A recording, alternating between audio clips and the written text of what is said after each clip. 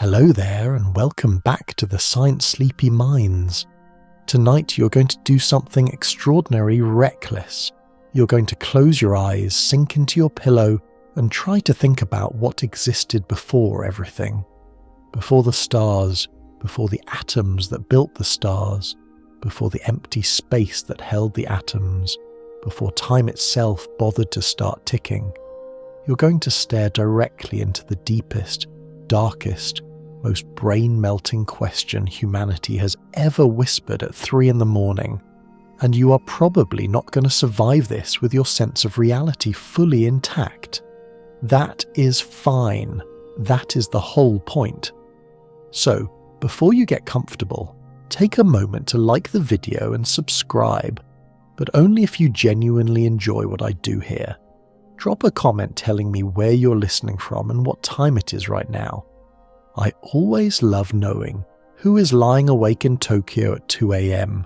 versus who is winding down in Sao Paulo at midnight. Now, dim the lights, maybe turn on a fan for that soft background hum, and let's ease into tonight's journey together. Picture this. You are floating. Not in water, not in air, not in outer space. You are floating in a place where none of those words apply. There is no up, no down, no left, no right, no forward, no backward. There is no temperature against your skin because there is no skin, no temperature, and frankly, no against. You try to look around, but looking requires light, and light requires photons, and photons require the electromagnetic field to exist, and that field requires the fabric of spacetime to host it. And spacetime itself has not shown up to the party yet. You're not even in darkness. Darkness is something. It is the absence of light within a space. Where you are, there is no space to be dark in. This is not an empty room. An empty room still has walls, a floor, air molecules bumping around, gravity tugging on dust. This is the absence of the room, the absence of the concept of rooms.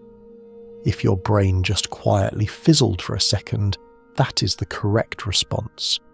This is the question you're going to wrestle with tonight. How did nothing exist before the Big Bang? Or did nothing exist? Or is the word before itself a nonsense term when you're talking about an event that supposedly invented time? Every culture, every civilization, every curious child lying in bed has eventually bumped into this wall. The Babylonians had a story for it.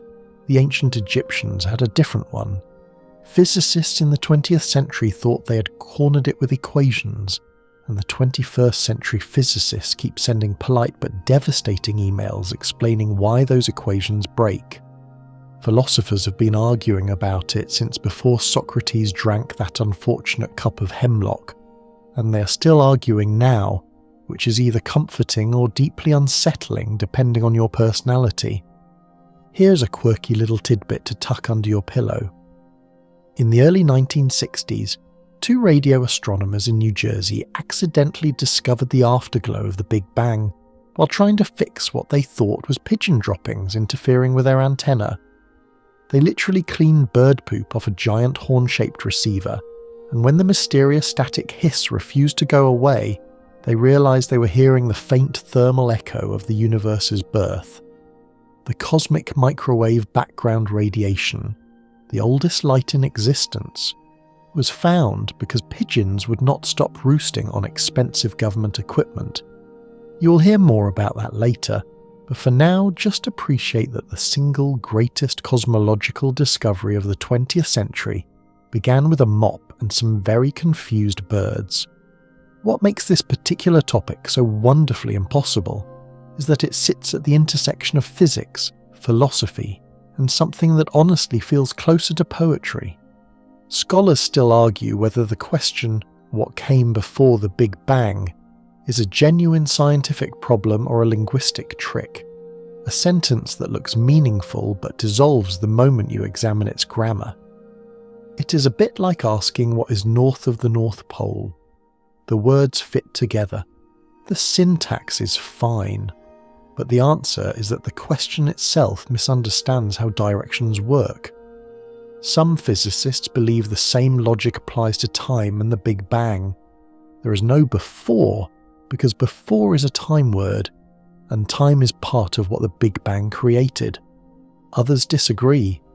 They think time might extend further back, that our Big Bang might be just one in an endless chain of cosmic events, and that asking about before is perfectly reasonable, thank you very much. You do not need to pick a side tonight. You just need to lie there and let the ideas wash over you like warm bath water. Over the next stretch of this journey, you are going to walk through the strangest territory the human mind has ever tried to map. You will visit ancient temples where priests stared into primordial waters and declared them the womb of existence. You will stand beside Isaac Newton as he tries to explain why the cosmos behaves like a perfect clock and quietly fails to answer who built it. You will ride the expanding fabric of spacetime alongside Einstein, who realised that space is not a stage and time is not a metronome. They're both flexible, bendable and part of the show. You will shrink down to sizes so impossibly small that the very concept of size stops functioning, where the vacuum itself trembles and vibrates with ghostly almost particles that flicker in and out of being like a candle in a draught. And somewhere in all of that, gently, softly, without forcing anything, you might start to feel something shift. Not an answer, exactly. More like a new way of holding the question. Because here is the thing about nothing. The more carefully you look at it, the stranger it gets. Every time physicists peel back a layer and say, right, we have finally found true emptiness, they discover something underneath. Quantum fields hum. Virtual particles spark. The vacuum has energy. The void has geometry.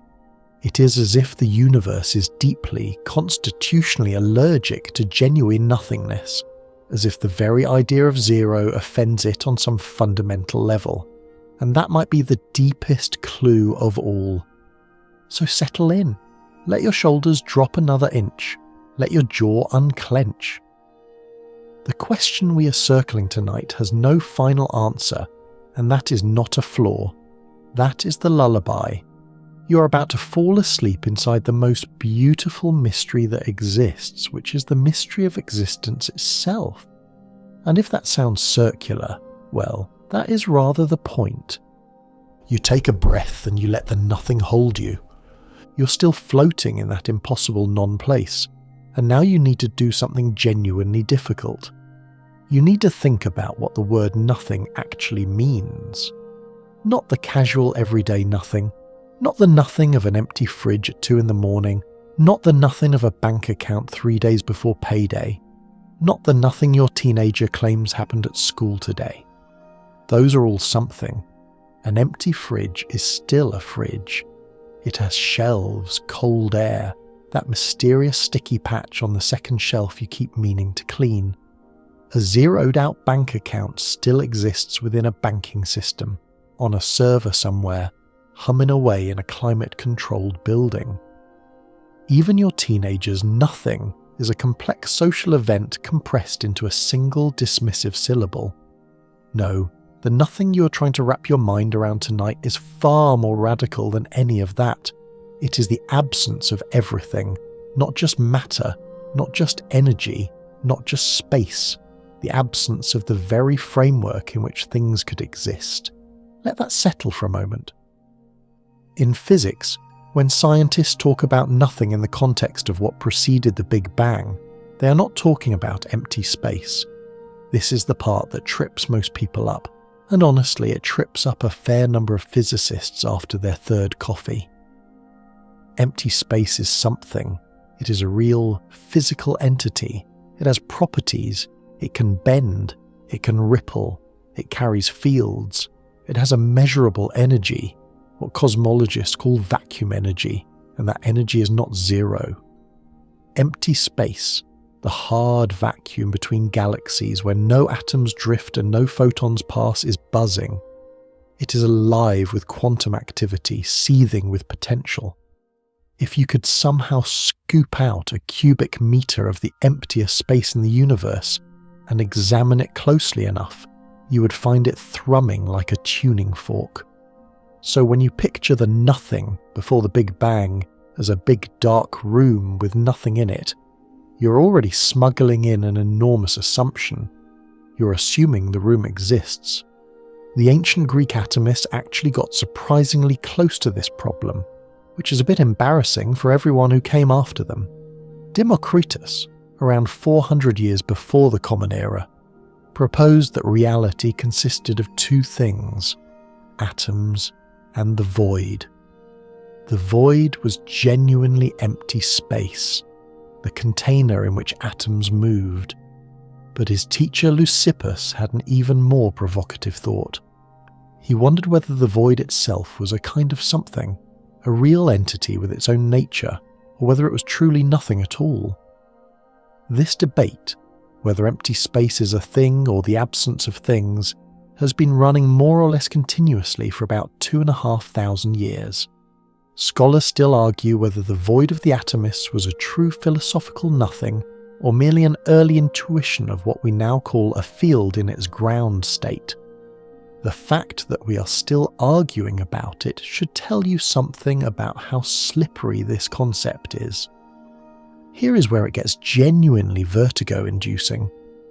The nothing that physicists wrestle with when they discuss the pre-Big Bang state is not just the absence of matter and energy. It is the absence of space itself. It is the absence of time. It is the absence of the laws of physics. Think about that for a second. No general relativity, no quantum mechanics, no electromagnetism, no gravity. Not because those forces are switched off, the way you might switch off a lamp, but because there is no framework in which forces could operate. No dimensions for them to act across. No moments for them to unfold within. The laws of physics as we understand them are descriptions of how the universe behaves, and if there is no universe, there is nothing to behave and no behaviour to describe. You're not looking at a blank canvas, you're looking at the absence of the concept of canvas, of blankness, of looking. There is a wonderfully strange thought experiment that the physicist Lawrence Krauss likes to pose. Imagine removing everything from a region of space. Every particle, every photon, every neutrino. Now remove the space. Now remove the time.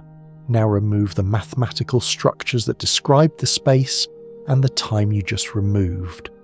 What is left? The honest answer, the one that makes physicists shift uncomfortably in their chairs, is that nobody knows. We do not have the language for it.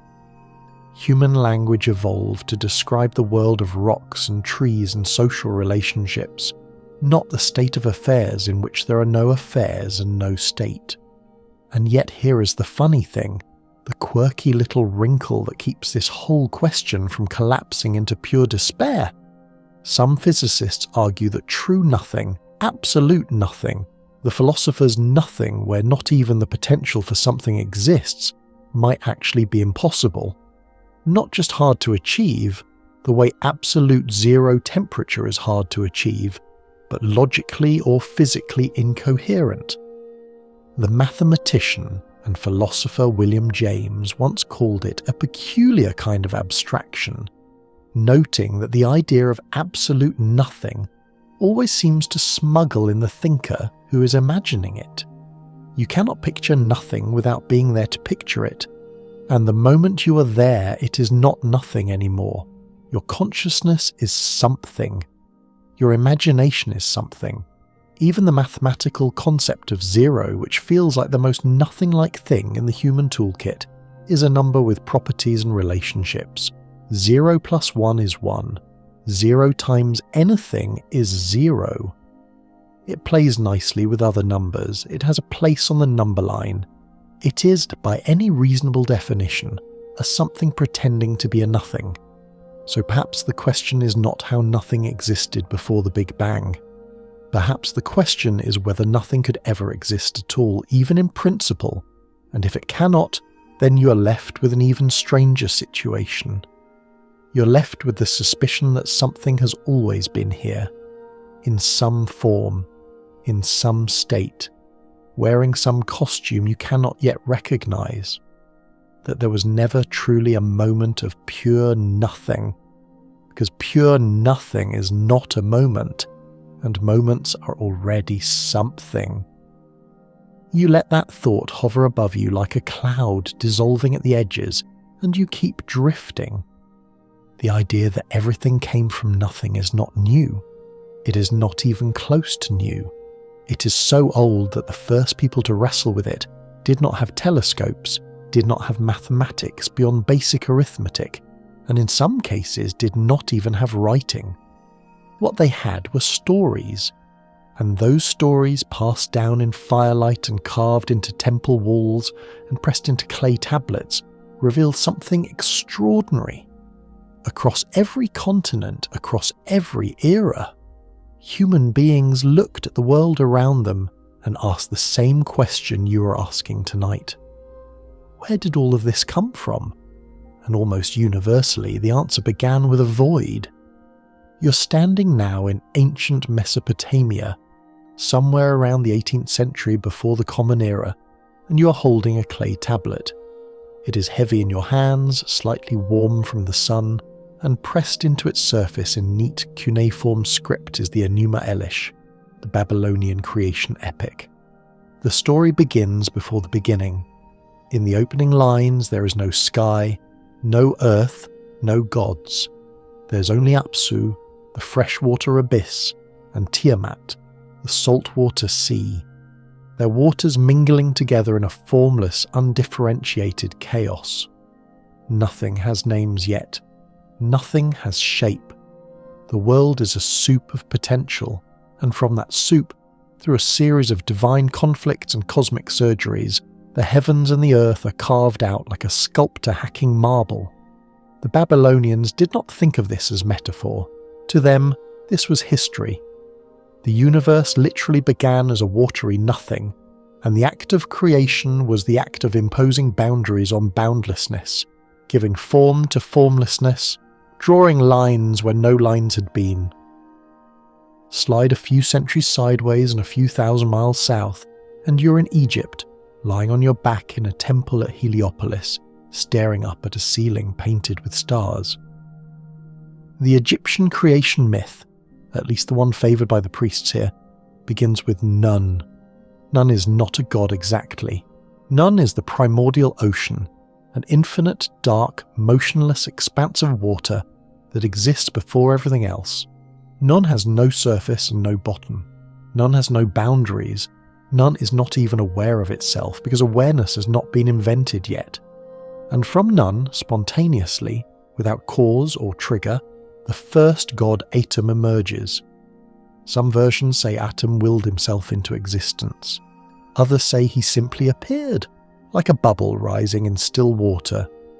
The details vary from temple to temple, and scholars still argue whether the Nun was understood as literal water or as a poetic stand-in for the abstract concept of non-existence.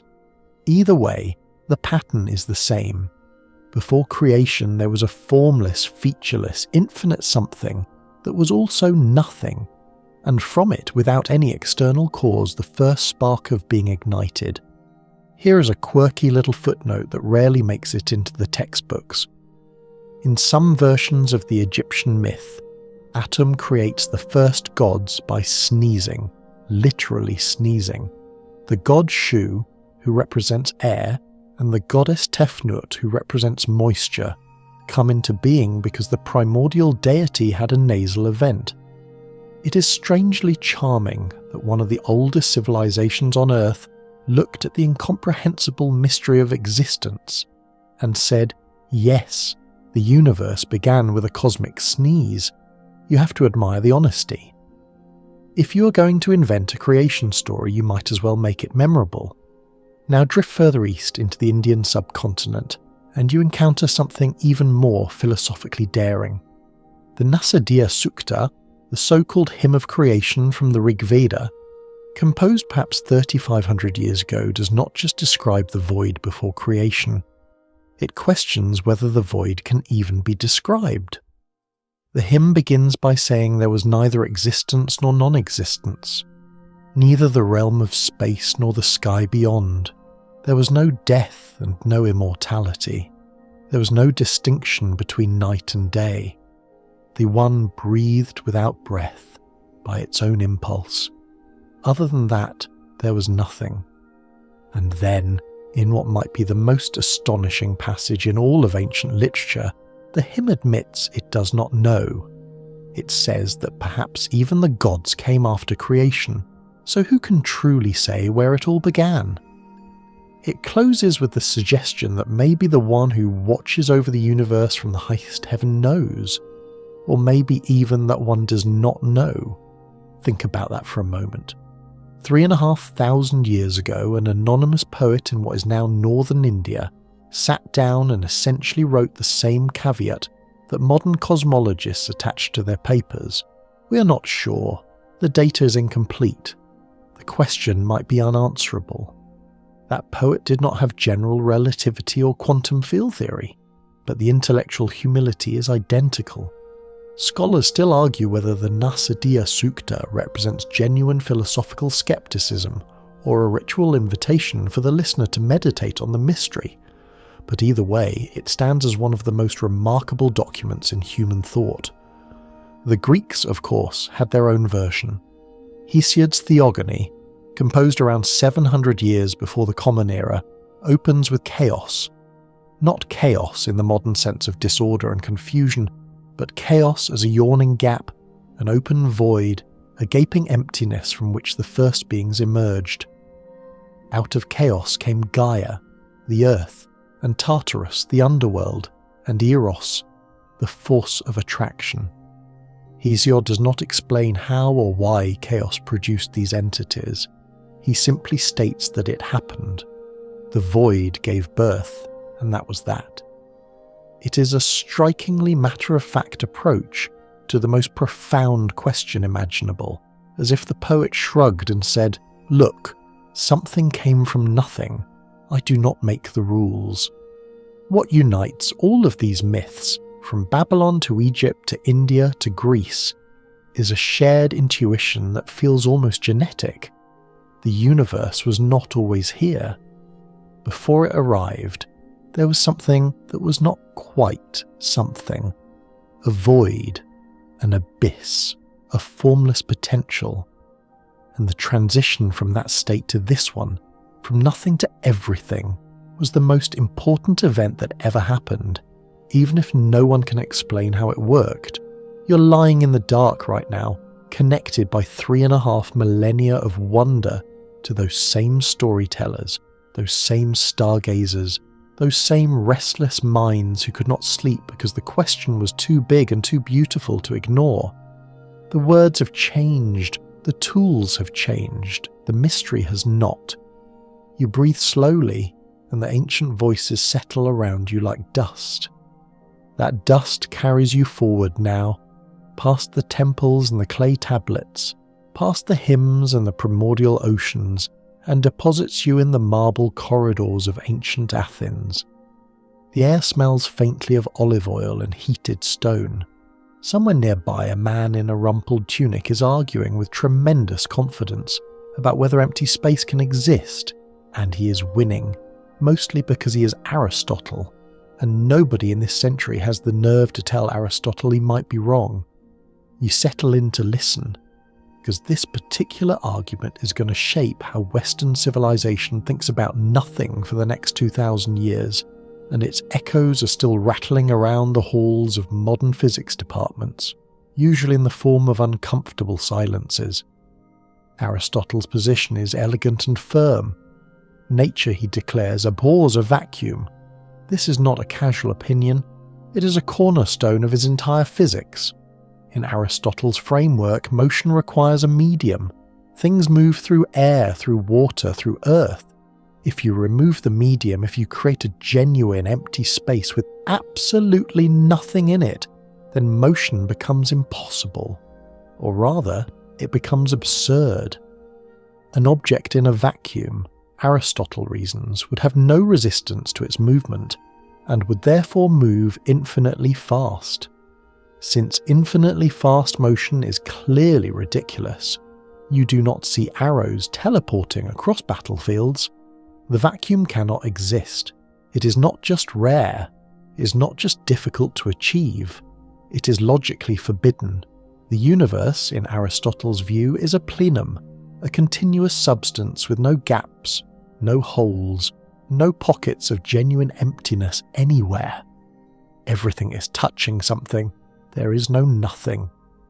This idea has a strange beauty to it, and you can see why it dominated for so long. It feels intuitively right. You have never encountered true emptiness in your daily life.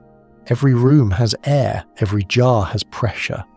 Even outer space, which looks empty to the casual observer, is threaded with radiation, cosmic dust, and the faint whisper of magnetic fields.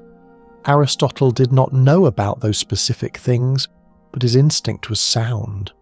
Emptiness, at least the everyday kind, does seem to resist existing, and for roughly 18 centuries, almost nobody in the European intellectual tradition seriously challenged him.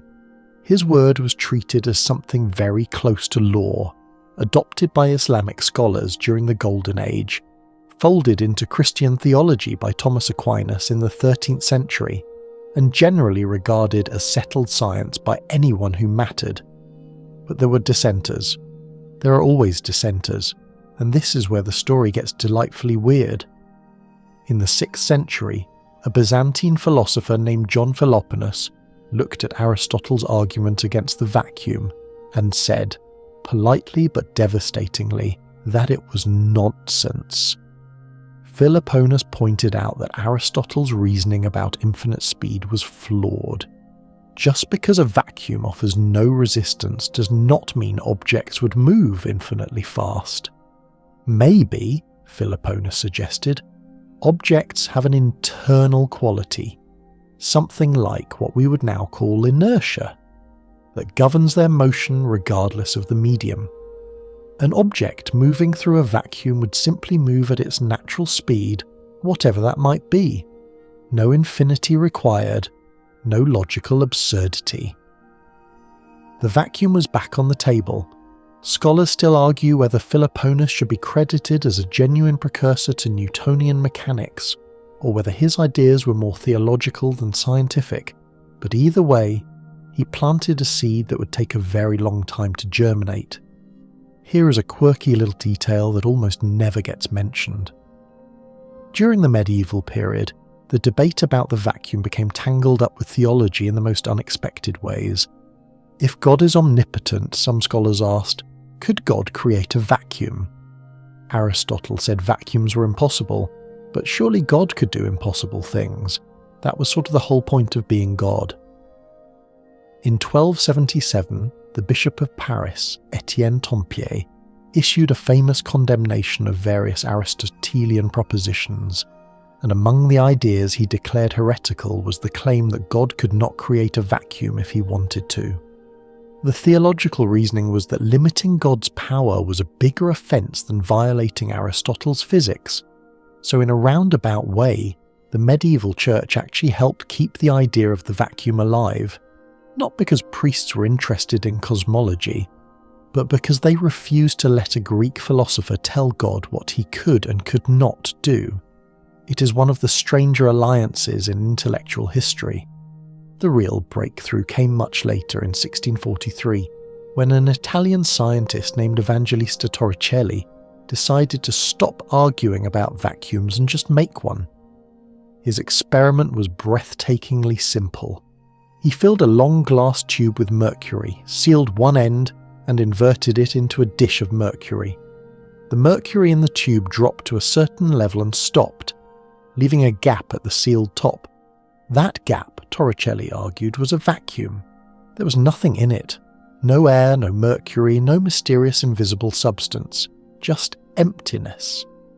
Aristotle's plenum had a hole in it, and you could see it with your own eyes, sitting right there on a tabletop in Florence.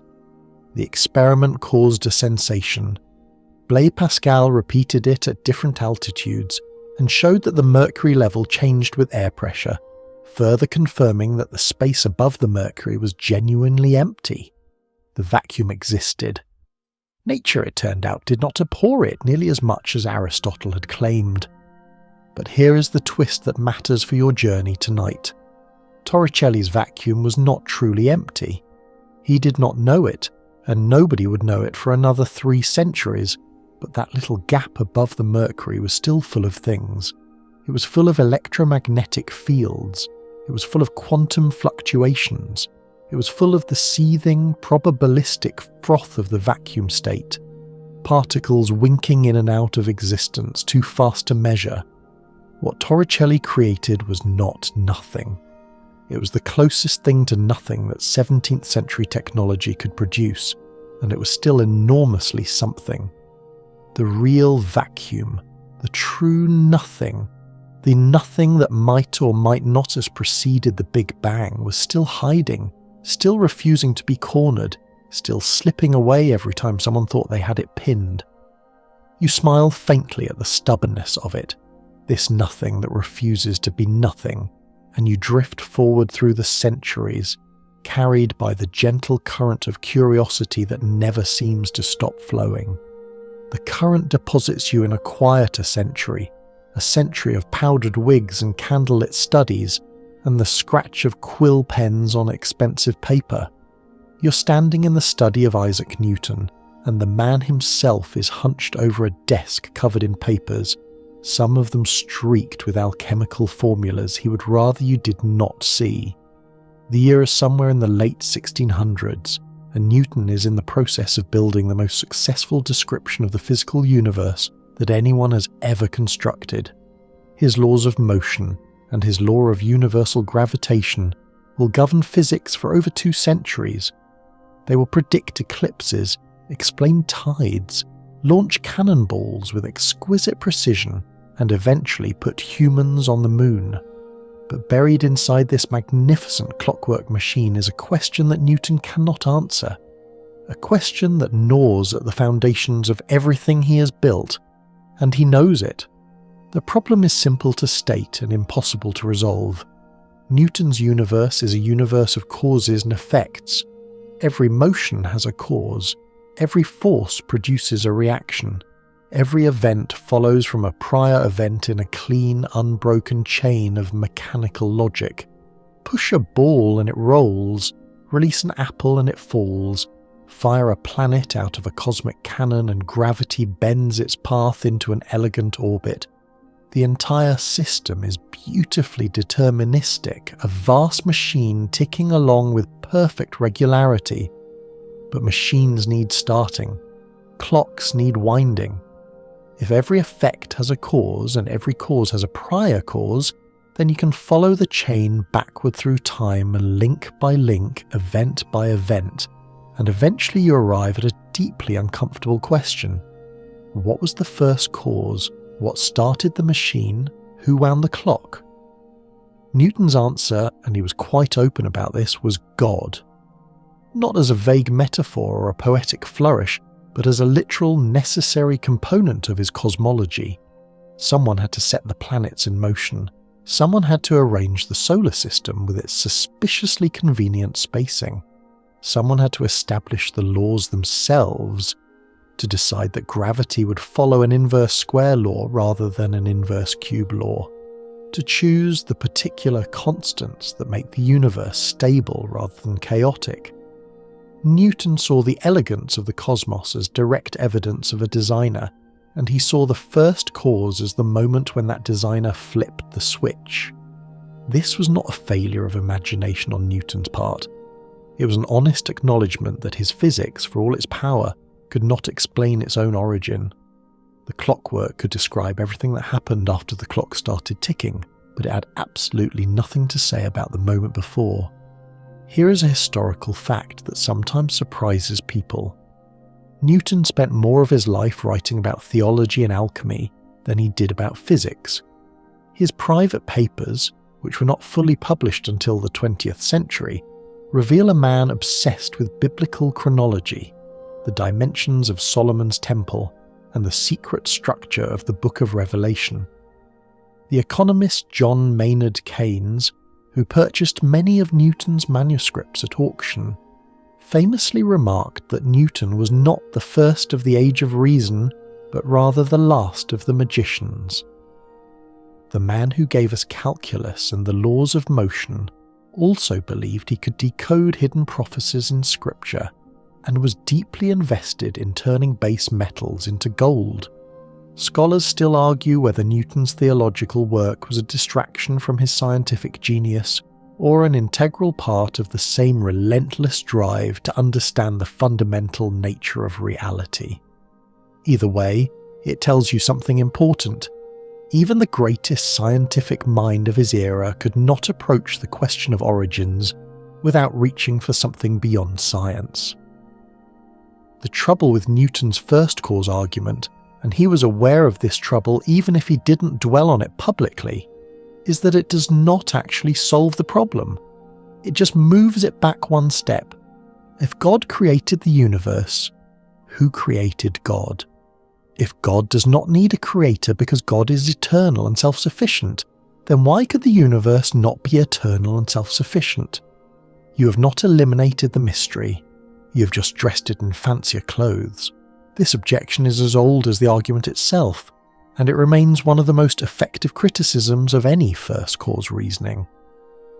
Every time someone says the universe must have had a beginning because everything has a cause, you can ask what caused the cause, and you're right back where you started, tumbling down an infinite regress, like falling down a staircase that has no bottom. There is a quirky footnote to all of this that involves Newton's great rival Gottfried Wilhelm Leibniz. Leibniz, who independently invented calculus and spent years in a bitter priority dispute with Newton that makes modern academic feuds look like polite tea parties, posed what many consider the single most important question in all of philosophy. Why is there something rather than nothing? Leibniz asked this not as a rhetorical flourish, but as a genuine metaphysical puzzle. He argued that nothing is simpler than something. A state of total emptiness requires no explanation, no mechanism, no maintenance. It is the default. Something, on the other hand, is complicated. It requires parts and relationships, and laws and energy. So why does the complicated state exist instead of the simple one? What tipped the balance? Leibniz's answer, like Newton's, involved God. He called it the principle of sufficient reason, the idea that everything must have a reason for being the way it is, and that ultimate reason must be a necessary being whose non-existence is impossible. But the question itself outlived his answer. It outlived Newton's answer too. It outlived the entire century. It is still alive right now, sitting at the heart of modern cosmology, unresolved and possibly unresolvable, the deepest question mark in the universe. You stand there in Newton's study watching him scribble by candlelight, and you feel a strange kinship.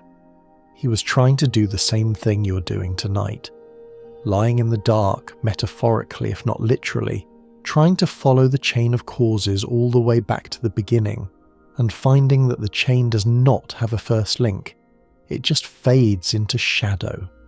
You watch the candle flicker, and you let the shadow take you forward, toward a man who will finally realize that the chain, the clock, and the shadow itself are all made of the same astonishing substance. The shadow thins and brightens, and suddenly you are in a new century, blinking against the electric lights of early 20th century Europe. The powdered wigs are gone. The candlelit studies have been replaced by chalkboards and university lecture halls filled with pipe smoke and furious debate. You're about to meet the man who will take Newton's beautiful clockwork universe, thank it sincerely for its service, and then shatter it into something far stranger and far more wonderful. His name is Albert Einstein. He's working as patent clerk in Bern, Switzerland, and in the year 1905 he's going to publish 4 papers that will fundamentally rewire humanity's understanding of space, time, energy, and matter. But the one that matters most for your journey tonight will not arrive until a decade later, in 1915, when Einstein presents his general theory of relativity and accidentally destroys the idea that before the Big Bang is a meaningful phrase. Here's what Newton got wrong, or rather what Newton assumed without realizing he was assuming it. Newton believed that space and time were absolute. Space was a fixed, rigid, invisible stage on which the drama of physics played out. Time was a universal clock, ticking at the same rate everywhere, for everyone, forever. Objects moved through space, and events happened in time, but space and time themselves were unchanging backdrops, as permanent and featureless as an empty theatre before the actors arrive. This felt so obviously true that nobody seriously questioned it for over 200 years. Of course, space is just there. Of course, time flows at a steady rate. What else could they possibly do? Einstein showed what else they could do. In general relativity, space and time are not a stage. They are part of the performance. They are a unified fabric, space-time, that bends, stretches, warps and ripples in response to the presence of mass and energy. A massive object like the Sun does not reach out and pull planets toward it with some invisible force, the way Newton imagined. Instead, it sits in the fabric of space-time and creates a dimple, a curvature, and the planets roll along the curved paths that result. Gravity is not a force. Gravity is geometry. The Earth orbits the Sun because the Sun has bent the shape of space-time in its vicinity, and the Earth is simply following the straightest possible path through curved space. This is not a metaphor. It is a precise mathematical description, and it has been confirmed by experiment after experiment, from the bending of starlight around the Sun during a solar eclipse in 1919 to the detection of gravitational waves from colliding black holes in 2015. Now here is where it gets directly relevant to your question about nothing and the Big Bang. If space-time is a physical thing, a dynamic fabric that can bend and stretch, then space-time itself had to come from somewhere. In Newton's universe, space and time were eternal givens. They were just there, and the question was what happened within them. In Einstein's universe, space and time are part of the story. They are created, they evolve, they have properties, and in principle they can have a beginning. This is a staggering shift. It means that asking what happened before the Big Bang is not like asking what happened before a particular event on Tuesday. It is like asking what is south of the South Pole. Time itself is part of the geometry, and if that geometry has a boundary, a starting edge, then the word before simply runs out of road. There is a wonderfully vivid way to picture this that physicists sometimes use, though they always add caveats about it being an imperfect analogy. Imagine the surface of the Earth.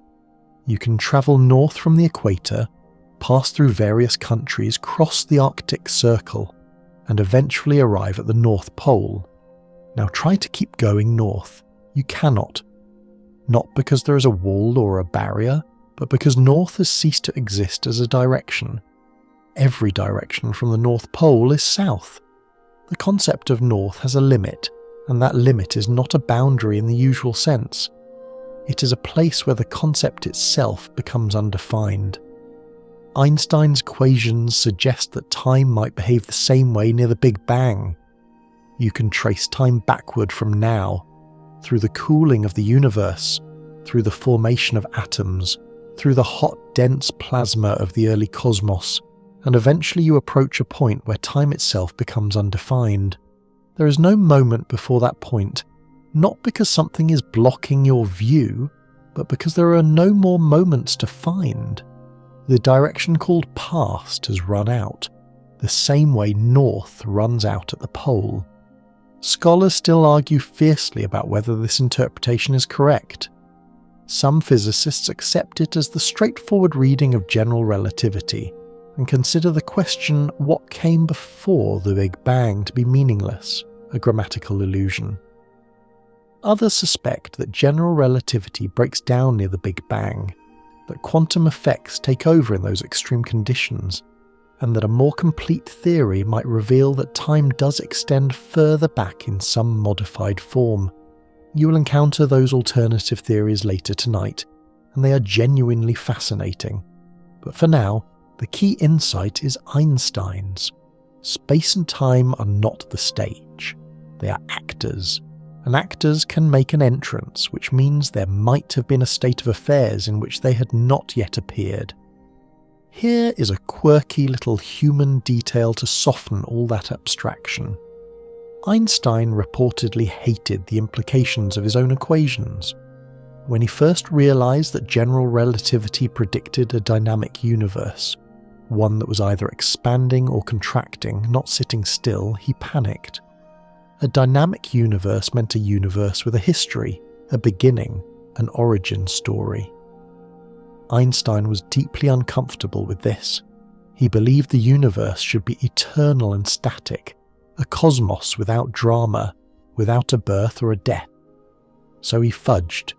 He added a term to his equations called the cosmological constant, a kind of anti-gravity pressure designed to hold the universe perfectly still. He later called it the biggest blunder of his life, which is saying something for a man who also occasionally forgot to wear socks. The universe, it turned out, did not care about Einstein's aesthetic preferences. It was expanding, it had a beginning, and no amount of mathematical tinkering could make that go away. You feel the ground shifting beneath you, not physically but conceptually, as if the floor of reality has just been revealed to be flexible. Time bends, space stretches, and somewhere behind you, the clock that Newton wound is quietly dissolving into the geometry of the cosmos. The geometry carries you forward, and now you find yourself in a place you did not expect. Not a laboratory, not a university, a church, or rather, the private study of a man who is both a priest and a physicist, which in the early 20th century is a combination roughly as common as a vegetarian butcher. His name is Georges Lemaitre. He is Belgian. He has round spectacles and a gentle smile, and he's about to propose the most radical idea in the history of cosmology while wearing a clerical collar. The year is 1927, and Lemaitre is about to tell the world that the universe had a birthday. You watch him work. He is poring over Einstein's field equations of general relativity, the same equations Einstein himself has been wrestling with, but Lemaitre is reading them without Einstein's prejudice. Where Einstein saw a static universe and bolted on his cosmological constant to keep it still, Lemaitre sees something else entirely. He sees a universe in motion. The equations, read plainly and without aesthetic interference, describe a cosmos that is expanding. Not expanding into something, not pushing outward against some pre-existing void, but expanding in the sense that the fabric of space itself is stretching, the distances between galaxies growing, like dots painted on the surface of a balloon that's being slowly inflated. And if the universe is expanding now, Lemaitre reasons, then it must have been smaller in the past. Run the film backward. The galaxies crowd together, the temperature rises, the density climbs. Go far enough back and everything converges to a single point, a state of unimaginable compression, a primordial speck from which everything erupted. Lemaitre calls this the primeval atom, a single quantum of cosmic origin, and he publishes his findings in a relatively obscure Belgian journal that practically nobody reads. Here is the historical fact that makes this story both inspiring and slightly heartbreaking. When Lemaitre presented his expanding universe model to Einstein personally at a conference in Brussels, Einstein listened politely and then dismissed it. His reported response, delivered with a casual devastation that only a celebrity physicist can muster, was that Lemaitre's mathematics were correct, but his physics were abominable. Einstein could not fault the calculations, the equations were solved properly. But the idea that the universe was expanding, that it had a beginning, that it emerged from some primordial state, this offended Einstein's deep conviction that the cosmos should be eternal and unchanging. It is one of the great ironies of 20th century science. The man whose equations predicted the expansion of the universe refused to believe it, and the man who believed it was a Catholic priest who had learned those equations from Einstein's own papers. Lemaitre was not deterred. He had the quiet stubbornness of someone who has checked his math repeatedly and knows it works. Over the next few years, he refined his ideas, corresponding with other physicists, presenting at conferences, gently insisting that the data pointed toward a universe with a finite past. And he was not just relying on equations, he was also aware of emerging observational evidence. Astronomers in the United States, particularly Vesto Slipher, had been measuring the light from distant galaxies and finding something peculiar. The light was redshifted, stretched toward longer, redder wavelengths, as if the galaxies were moving away from us. Not just a few galaxies, all of them, in every direction. The universe appeared to be flying apart like shrapnel from an explosion, and Lemaitre's theory explained why. The galaxies were not moving through space. Space itself was expanding, carrying the galaxies along like raisins in a rising loaf of bread. That raisin bread analogy, by the way, has been used in approximately 11 billion physics lectures since then, and it is still the best one anyone has come up with, which tells you something about how hard this concept is to visualize. There's a quirky little wrinkle in this story that often gets lost. Lemaitre explicitly connected his cosmological model to his faith, but not in the way you might expect. He did not argue that the Big Bang proved the existence of God. In fact, he was careful to separate his science from his theology. He warned other Catholics against seizing on the primeval atom as evidence of divine creation, arguing that the two domains should remain independent. When Pope Pius XII gave a speech in 1951 suggesting that modern cosmology confirmed the biblical account of creation, Lemaitre was reportedly uncomfortable and worked behind the scenes to discourage the Vatican from making such claims. He believed that science should be evaluated on its own terms, and that using the Big Bang as a theological argument was both bad science and bad theology. Scholars still argue whether Lemaitre's faith influenced his willingness to accept a universe with a beginning. After all, a priest might be more comfortable with the idea of creation than an atheist physicist. But Lemaitre himself insisted the connection was purely mathematical. The equations said what they said. His collar had nothing to do with it. What Lemaitre gave you, lying there in the dark tonight, is the first rigorous scientific framework for thinking about the origin of everything. Before him, the idea that the universe had a beginning was either a religious claim or a philosophical speculation. After him, it was a testable hypothesis. The primeval atom was not just a story, it was a prediction. If the universe began in an unimaginably hot, dense state, and has been expanding and cooling ever since, then there should be evidence, there should be leftover heat, there should be a specific ratio of light elements forged in those first furious minutes. There should be a pattern in the way galaxies are distributed across the sky. Lemaitre did not live to see all of that evidence confirmed, but he set the stage for it. He told the scientific community where to look, and when they looked, they found exactly what he predicted. You picture him sitting in his study, collar buttoned, spectacles slightly askew, scribbling equations that describe the birth of everything.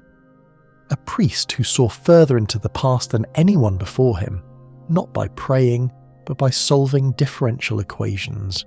And Einstein, the genius who could not accept what his own mathematics were telling him, standing just off stage, shaking his head. The universe does not care who is comfortable with its secrets.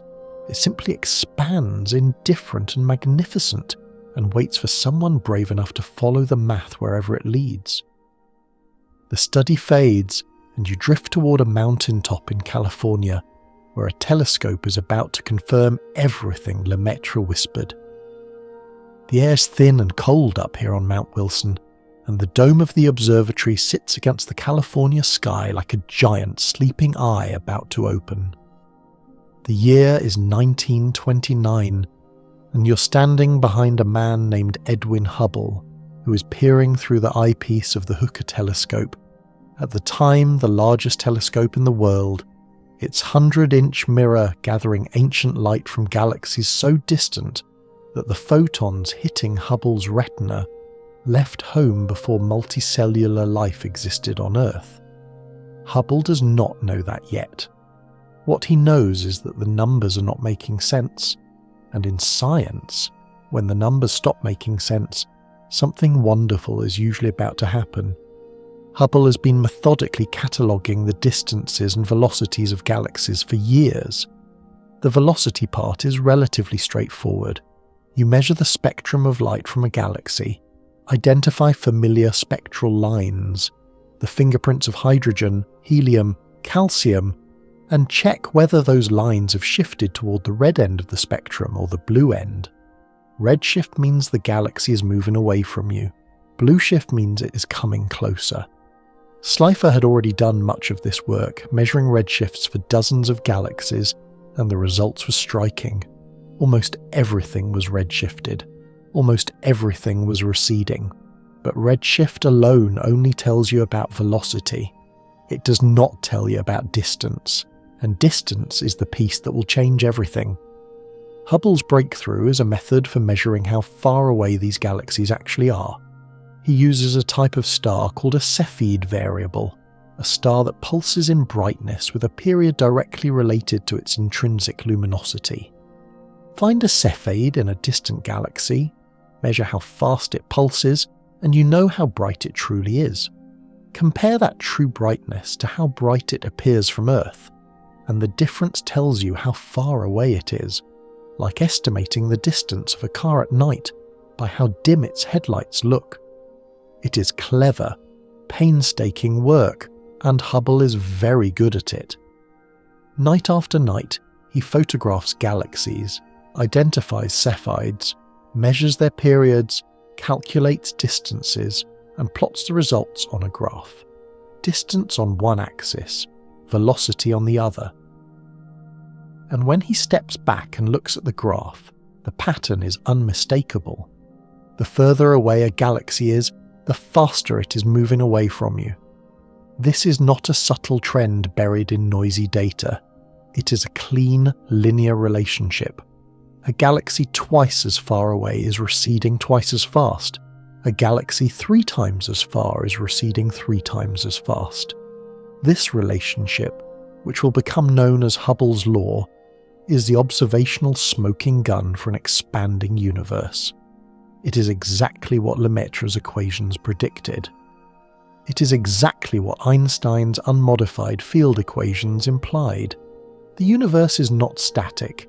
It is not eternal and unchanging. It is growing, stretching, pulling itself apart with a regularity that can be captured in a simple straight line on a graph. When Einstein sees Hubble's data, he finally accepts what his own mathematics told him years ago. He abandons the cosmological constant. He calls it his greatest blunder. The universe is expanding and the argument is over. But here is what makes Hubble's discovery so viscerally important for your question tonight. If the universe is expanding, you can run the expansion backward. Imagine taking that graph, distance versus velocity, that clean straight line, and reversing time. The galaxies stop moving apart. They start moving together. The distances shrink. The universe gets smaller, denser, hotter. The galaxies merge into clouds of gas, and the gas compresses into plasma. The plasma heats beyond the point where atoms can hold together. Everything converges. and if you run the clock all the way back, following that straight line to its logical origin, you arrive at a single moment when the distance between everything was zero. When all the matter, all the energy, all of space itself was compressed into a point of infinite density. A beginning, a moment of creation, a frame at the very start of the cosmic film, before which the real is blank. Scholars still argue about the details of that first moment, and you will explore those arguments later tonight. But the basic picture Hubble's data painted has never been overturned. The universe had a beginning. It is not infinitely old. It has a birthday, currently estimated at about 13.8 billion years ago, and the expansion that Hubble measured is still happening right now, carrying galaxies away from each other at an accelerating rate that was not discovered until 1998, and that nobody fully understands even today. Here is a quirky little detail that adds a very human flavour to this cosmic revelation. Hubble was not actually the first person to discover the expansion of the universe. Lemaitre published the same relationship, velocity proportional to distance, 2 years earlier in that obscure Belgian journal. But Lemaitre's paper was in French. It appeared in a publication that almost no astronomers read, and Lemaitre himself was too modest or too polite to make a fuss about priority. When the English translation of his paper finally appeared in 1931, the key paragraphs containing his original calculation of the expansion rate had been mysteriously omitted. For decades, historians assumed that someone had edited them out to protect Hubble's legacy. It was not until 2011 that a researcher discovered letters proving that Lemaitre himself had removed the paragraphs, apparently because he considered the data outdated and did not want to publish numbers he knew had been superseded by Hubble's more precise measurements. The priest gave away the credit voluntarily. He did not care who got the glory. He cared that the science was right. You stand behind Hubble in the cold dome watching him squint into the eyepiece, and you feel the weight of what he is seeing. Every photon of redshifted light is a tiny messenger from the past, carrying the same news. The universe is not a still photograph, it is a movie. And if you rewind the movie far enough, you reach a frame where the screen goes white with heat and density, and then the film simply ends. What was on the reel before that first frame? Was there even a reel? You let the question hang in the thin mountain air, unanswered and unanswerable, at least for now, and you feel the dome begin to close as dawn creeps over the San Gabriel Mountains. The telescope sleeps, you keep drifting. You drift downward from the mountaintop, carried by the pull of an argument that is not finished yet, because not everyone was convinced.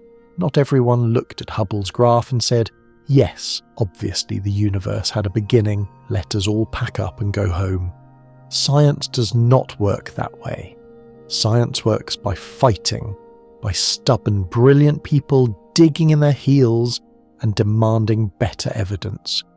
And in the late 1940s, the most eloquent heel digger of them all was a British astronomer named Fred Hoyle, and he was about to accidentally give the biggest idea in cosmology the catchiest name it would ever have. Hoyle was brilliant, combative, and profoundly allergic to the idea that the universe had a beginning. His objections were not religious, they were aesthetic, philosophical, and scientific, roughly in that order. Hoyle believed in an eternal universe, a cosmos that had always existed and would always exist, and he had a model to prove it. Together with Hermann Bondi and Thomas Gold, Hoyle developed what they called the steady-state theory. The idea was ingenious. Yes, the universe is expanding. Hubble proved that. But the expansion does not mean the universe was once compressed into a single point. Instead, as space stretches and galaxies move apart, new matter is continuously created in the gaps. Just a few atoms of hydrogen per cubic meter per billion years, far too little to detect, but enough to keep the overall density of the universe constant. The universe has no beginning and no end. It looks the same at every point in time. It is eternal, self-renewing, and deeply elegant, and Hoyle loved it, with the fierce devotion of a parent who knows their child is the smartest in the class. It was during a BBC radio broadcast in 1949 that Hoyle did something he probably regretted for the rest of his life. While explaining why he rejected the competing theory, the one where the universe began in a hot, dense, explosive event, he referred to it dismissively as this Big Bang idea. The phrase was casual, almost throwaway, the verbal equivalent of an eye roll. Hoyle didn't mean it as a compliment. He meant it as a caricature, reducing a sophisticated cosmological model to something that sounded like a firecracker going off in a dustbin. But the name stuck. It stuck so thoroughly that it became the official term, printed in textbooks, spoken in documentaries, used by NASA press releases. The Big Bang Theory got its name from the man who hated it most. Scholars still argue whether Hoyle intended the phrase as genuine mockery, or merely as a vivid shorthand for a competing idea. But the irony is permanent. Every time you say Big Bang, you are quoting a man who thought the whole concept was nonsense. Here is the thing about the steady-state theory. It was not crazy. It was a legitimate scientific model with testable predictions, and for about 15 years it held its own against the Big Bang in a genuine intellectual heavyweight fight. Both models explained the expansion of the universe. Both models were consistent with the available data. The choice between them came down to philosophy as much as physics. Do you prefer a universe with a beginning, which raises the uncomfortable question of what came before? Or do you prefer a universe without a beginning, which requires the slightly magical proposition that matter is continuously created from nothing in tiny, undetectable amounts? Neither option was entirely satisfying. Both required you to accept something strange. And for a while, the scientific community was genuinely split. The fight needed a tiebreaker, a piece of evidence that one model predicted and the other did not. And the Big Bang had one waiting in the wings.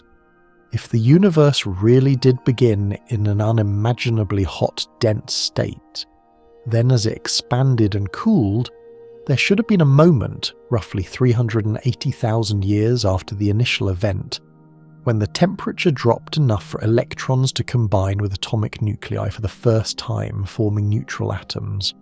Before that moment, the universe was a thick fog of charged particles, completely opaque, like trying to see through a wall of fire. After that moment, the fog cleared and light was free to travel. That first released light should still be out there, stretched by billions of years of cosmic expansion into faint microwave radiation, filling the entire sky with a dim, nearly uniform glow at a temperature of just a few degrees above absolute zero. The Big Bang predicted this afterglow. The steady-state theory did not. All someone had to do was find it. And this is where those pigeons come back into the story, the ones you heard about at the very beginning of tonight's journey. Remember them? Roosting on expensive government equipment in New Jersey? That moment is almost here, and it is going to be far stranger and far more accidental than anyone could have scripted. Because the afterglow of creation, the oldest light in the universe, the thermal fingerprint of the moment when the cosmos first became transparent, was about to be discovered by two men who were not looking for it, did not recognize it when they found it, and spent months convinced that the signal was caused by bird droppings caked on the inside of their antenna. Hoyle, meanwhile, was still fighting. He would continue to fight for decades, refining his steady-state model, proposing modifications, challenging the interpretation of new evidence, never quite conceding. There is something almost admirable about it, a kind of scientific stubbornness that refuses to surrender until every possible alternative has been exhausted. Hoyle made enormous contributions to astrophysics in other areas, particularly in explaining how heavy elements are forged inside stars, work that earned his collaborators a Nobel Prize while controversially leaving him out. He was a giant of 20th century science who happened to be wrong about the biggest question, and his wrongness gave that question its name. You watch the argument play out like a slow-motion tennis match, Big Bang on one side, steady state on the other, the ball arcing back and forth across the net, and then you hear it, faintly in the background, like static between radio stations. A hiss, a hum, the sound of the universe remembering its own birth. You turn toward it, and you keep walking. The hiss grows louder as you approach, though louder is a relative term. It's not the roar of an explosion or the crack of thunder. It is a whisper, a soft thermal murmur, the gentlest sound the universe has ever made, and it has been playing continuously for 13.8 billion years with no one listening, until now. Until 1964, when two radio astronomers at Bell Telephone Laboratories in Holmdel, New Jersey, accidentally tune into the oldest broadcast in existence and spend an embarrassingly long time blaming it on pigeons. You're standing beside Arno Penzias and Robert Wilson. They're young, serious, and increasingly frustrated. Bell Labs has given them access to a remarkable piece of equipment, the Holmdel horn antenna, a giant funnel-shaped receiver originally built to detect signals bounced off early communication satellites. Penzias and Wilson want to use it for radio astronomy, mapping the faint emissions from our galaxy. But there is a problem. No matter where they point the antenna, no matter what time of day or night they observe, no matter what they do to filter and calibrate and adjust, there is a persistent background hiss contaminating their data. It is faint but unmistakable, a uniform glow of microwave radiation coming from every direction in the sky simultaneously, and it will not go away. They check everything. They inspect the antenna for electrical faults, they tighten connections, they cool the receiver to reduce thermal noise from the instrument itself. They account for radiation from the atmosphere, from the ground, from the Milky Way. Nothing explains the hiss. It is always there, perfectly uniform, corresponding to a temperature of roughly 3.5 Kelvin, just a few degrees above absolute zero. And then they notice the pigeons. A pair of pigeons has been nesting inside the horn of the antenna, coating the interior with what Penzias later delicately described as a white dielectric material. In less delicate terms, the pigeons have been enthusiastically pooping inside one of the most sensitive radio receivers on the planet. Penzias and Wilson carefully remove the birds, clean the antenna thoroughly, and send the pigeons to a distant Bell Labs facility. The pigeons fly back. They are removed again. They are sent further away. They fly back again. Eventually the problem is resolved through methods that neither astronomer has ever been entirely specific about, and the historical record maintains a tactful silence on the final fate of the Holmdel pigeons. But the hiss remains. Clean antenna, no pigeons, every possible source of interference accounted for, and there it is. A faint, steady, omnidirectional murmur at 3.5 Kelvin. Penzias and Wilson are stuck. They know their equipment is working correctly. They know the signal is real. They just cannot figure out what it is. And then, through a chain of collegial phone calls and academic gossip that is almost comically roundabout, they learn that a group of physicists at nearby Princeton University, Robert Dick, Jim Peebles, and their colleagues, have been building their own antenna specifically to search for exactly this signal. Dickey's team has predicted, based on Big Bang theory, that the universe should be filled with a faint microwave afterglow, the cooled remnant of the blisteringly hot radiation that filled the cosmos in its infancy. They have calculated its expected temperature. It should be just a few degrees above absolute zero. It should be uniform across the sky. It should look exactly like what Penzias and Wilson have been desperately trying to eliminate from their data for months. The story goes that when Dickey received the phone call from Penzias, he hung up, turned to his colleagues, and said simply, "Boys, we've been scooped." Scholars still argue about whether that quote is precisely accurate or has been polished by decades of retelling, but the sentiment is undeniable. Dickey's team had the theory, Penzias and Wilson had the data. Together, in 2 companion papers published in 1965, they announced the discovery of the cosmic microwave background radiation, and the Big Bang went from a plausible hypothesis to the standard model of cosmology practically overnight. Here is what makes this discovery so profoundly relevant to your question about nothing. The cosmic microwave background is not just evidence that the universe had a hot beginning, it is a snapshot. It is a photograph of the universe as it looked 380,000 years after the Big Bang, when the cosmos cooled enough for the fog to clear and light to travel freely for the first time. Every point of light in that snapshot is a window into a state of affairs that existed long before stars, before galaxies, before planets, before anything you would recognize as the universe. And when you study that snapshot with enough precision, when you map its temperature variations down to millionths of a degree, you find the faint seeds of everything that would ever exist. Tiny fluctuations in density, microscopic ripples in the fabric of the early cosmos that would eventually grow under the pull of gravity into clusters of galaxies, into solar systems, into planets, into you, lying here in the dark with your eyes closed and your mind reaching backward toward the beginning. There is a quirky detail about the cosmic microwave background that most people do not know.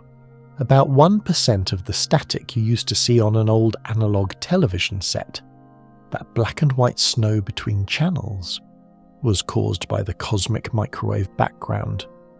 You were literally watching the afterglow of creation mixed in with your late-night channel surfing.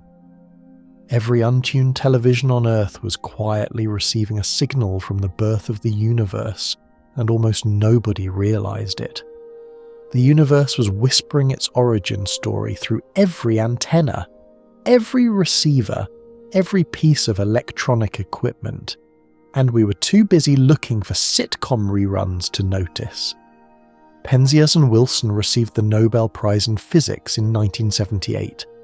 The pigeons received nothing, though they arguably contributed more to the discovery process than either physicist would prefer to acknowledge. And Fred Hoyle, watching from across the Atlantic, felt the ground shift under his steady-state theory, but still refused to concede entirely. The fight was not quite over, but the scoreboard had changed dramatically. You listen to the hiss one more time. It is gentle, almost maternal, the universe humming to itself in its sleep, and then you lean closer, past the hiss, past the afterglow, past the 380,000-year mark, into the hotter, denser, stranger territory that lies beyond, into the place where the photograph ends and the equations begin to scream. The screaming is not literal, of course. Equations do not have vocal cords. But if they did, this is where they would use them, because you are now pushing backward past the cosmic microwave background, past the moment when the universe first became transparent, into an era so hot and so dense that the laws of physics as you understand them begin to buckle and groan under the strain. You're approaching the singularity, and the singularity is where everything breaks. Picture what happens as you rewind the cosmic film. At 380,000 years after the Big Bang, the universe is a cooling plasma, dense but comprehensible, governed by well-understood physics. Go further back. At 3 minutes after the Big Bang, the temperature is about 1 billion degrees, and protons and neutrons are fusing together to form the first atomic nuclei: hydrogen, helium, a tiny trace of lithium. This is Big Bang nucleosynthesis, and it is one of the great triumphs of the Standard Model, because the predicted ratios of these light elements match what we observe in the oldest, most pristine gas clouds in the universe with remarkable precision. Go further still. At 1 second after the Big Bang, the temperature is 10 billion degrees, and neutrinos, ghostly, nearly massless particles that barely interact with anything, decouple from the rest of matter and begin streaming freely through the cosmos. They are still out there, a cosmic neutrino background even older than the microwave background, though we have not yet built instruments sensitive enough to detect them directly. Keep rewinding. At a millionth of a second after the Big Bang, the temperature is so extreme that protons and neutrons themselves dissolve into their constituent quarks and gluons, forming a bizarre state of matter called a quark-gluon plasma. This is not theoretical speculation.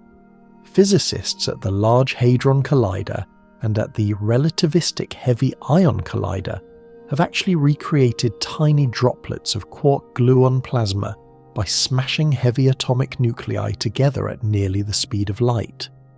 For a fleeting instant, in a space smaller than an atom, they produce conditions that last existed everywhere in the universe a microsecond after its birth. It is like briefly recreating the weather of the primordial cosmos inside a laboratory, and the results confirm that our models of the early universe are on the right track. But you cannot keep going back forever. As you approach the very beginning, not the first second, not the first microsecond, but the first unimaginably tiny sliver of time, down around 10 to the power of negative 43 seconds, a duration called the Planck time, the equations of general relativity start to misbehave. The density approaches infinity, the temperature approaches infinity, the curvature of spacetime approaches infinity. And in physics, infinity is not an answer. Infinity is a confession. It is the mathematics waving a white flag and admitting that it does not know what is happening. When your equations produce infinity, it means your theory has exceeded its range of validity, like a kitchen scale that works fine for flour and sugar, but displays nonsense when you put a car on it. General relativity is an extraordinarily successful theory, but it was not designed for the conditions of the initial singularity, and when you push it there, it collapses. This is the singularity that sits at the heart of the standard Big Bang model. It is a point of infinite density, infinite temperature, and infinite curvature, where the known laws of physics cease to function. It is not a place in space, because space itself is compressed to nothing. It is not a moment in time, because time itself is undefined. It is a boundary, an edge, a wall beyond which our current theories cannot see. And here is the critical point for tonight's question. The singularity is not an explanation of how the universe began. It is an admission that we do not know. When someone says the universe began with the Big Bang, what they mean, if they are being precise, is that the universe began with an event that our best theory describes as a singularity, and a singularity is a mathematical way of saying we need a better theory. Scholars still argue about whether the singularity is a genuine feature of reality or an artifact of the limitations of general relativity. Most physicists today suspect the latter. They believe that if we had a complete theory of quantum gravity, a theory that successfully merges general relativity with quantum mechanics, the singularity would be resolved, the infinities would be tamed, the wall would become a window, and we could see what, if anything, lies on the other side. But we do not have that theory yet. We have candidates, tantalizing fragments, promising frameworks, and you will encounter some of them later tonight. But a complete experimentally confirmed theory of quantum gravity remains the single greatest unsolved problem in all of physics, and until it is solved, the singularity stands as a locked door at the beginning of time. Here is a quirky and slightly unsettling thought that physicists sometimes share when they're being honest at conferences after the third glass of wine. The singularity at the Big Bang is mathematically identical to the singularity at the centre of a black hole. The same equations, the same infinities, the same breakdown of the theory. When matter collapses into a black hole, general relativity predicts that it compresses to a point of infinite density, just like the initial singularity of the Big Bang. Some physicists have speculated, with varying degrees of seriousness, that these might not be coincidences. Perhaps every black hole contains a Big Bang. Perhaps our universe is the interior of a black hole in some larger parent universe. Perhaps the singularity is not an endpoint but a doorway, a transition, a place where one kind of space-time ends and another begins. This is speculative, and most working cosmologists would classify it as interesting but unproven. But it gives you a flavour of just how strange the territory becomes when the equations stop working. You stand at the edge of the singularity and look down. There is no down, of course. There is no standing. There is no you. At least not in any conventional sense, because the concept of spatial location has dissolved. But metaphorically, poetically, you stand there and you feel the vertigo of an abyss that is not empty but undefined. The universe came from this. Everything you have ever known, every atom, every photon, every thought, every dream, emerged from a state that your best mathematics cannot describe. And beyond it, behind it, before it, if those words even apply, lies the question you came here to ask. You lean forward just slightly and the abyss hums back at you. The hum is not silence. That's the first thing you notice as you hover at the edge of comprehension, peering past the singularity into territory where the classical equations have given up. Because even here, even in the most extreme conditions imaginable, even at scales so impossibly tiny that the word small loses its meaning, there is activity. There is restlessness. There is a fizzing, trembling, frothing agitation in the very fabric of reality that refuses to sit still. Welcome to the quantum foam, the deepest basement of existence, and it is going to rearrange everything you thought you knew about emptiness. To understand what is happening down here, you need to shrink, not to the scale of atoms, which are already fantastically small, not to the scale of atomic nuclei, which are 100,000 times smaller than atoms, not even to the scale of quarks, the tiny components inside protons and neutrons. You need to go further, much further. You need to shrink to the Planck length, a distance of approximately 1.6 times 10 to the negative 35 meters. That number is so small that comparing it to anything in everyday experience is essentially meaningless. But let us try anyway. If you took a single atom and magnified it to the size of the observable universe, the Planck length would still be smaller than a grain of sand. It is the smallest meaningful distance in physics, the scale at which the smooth, continuous space-time described by Einstein's general relativity is expected to dissolve into something radically different. And what it dissolves into, according to the best theoretical guesses available, is chaos.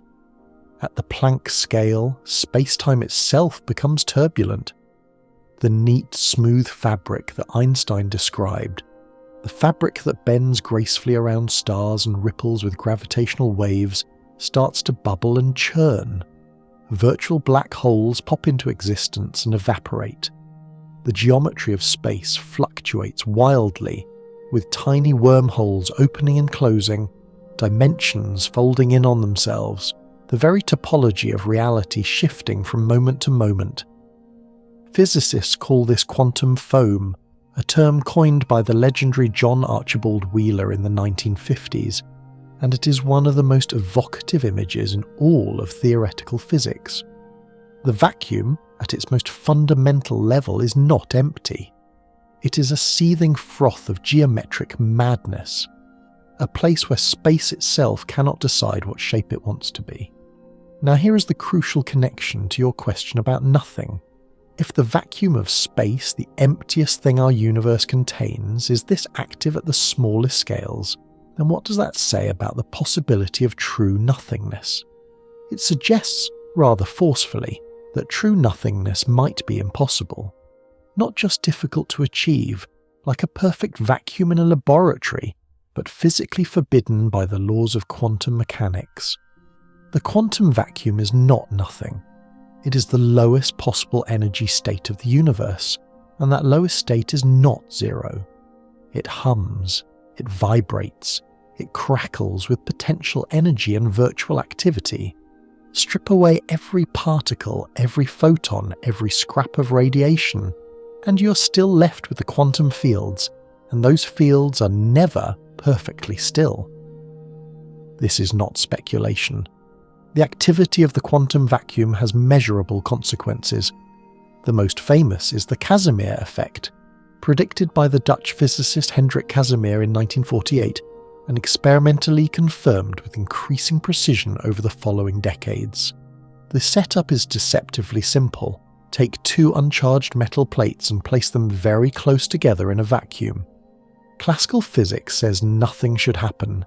There is no charge, no force, no reason for the plates to interact. But quantum mechanics says otherwise. The quantum vacuum between the plates can only support certain wavelengths of virtual fluctuations, while the vacuum outside the plates has no such restriction. This imbalance creates a tiny but real force that pushes the plates together. The nothing between the plates is literally exerting pressure. The void has muscles, and it is flexing them. There is a quirky historical footnote to the Casimir effect that physicists find endlessly amusing. When Casimir first presented his prediction, it was so counterintuitive that many physicists dismissed it as a mathematical artifact, a trick of the formalism rather than a real physical phenomenon. The idea that empty space could exert a measurable force on physical objects seemed absurd. But the experiments confirmed it. The force is there. It is tiny. You would never notice it in everyday life, but it is real, and it has been measured with exquisite accuracy. The nothing pushes. The emptiness has weight. The void, it turns out, is a very busy place. Scholars still argue about the precise interpretation of the quantum vacuum and what it means for the nature of nothingness. Some physicists argue that the quantum vacuum is genuinely something, a physical state with real properties, and that it therefore cannot serve as an example of true nothing. By this reading, the quantum foam is the furniture of the universe, not its absence.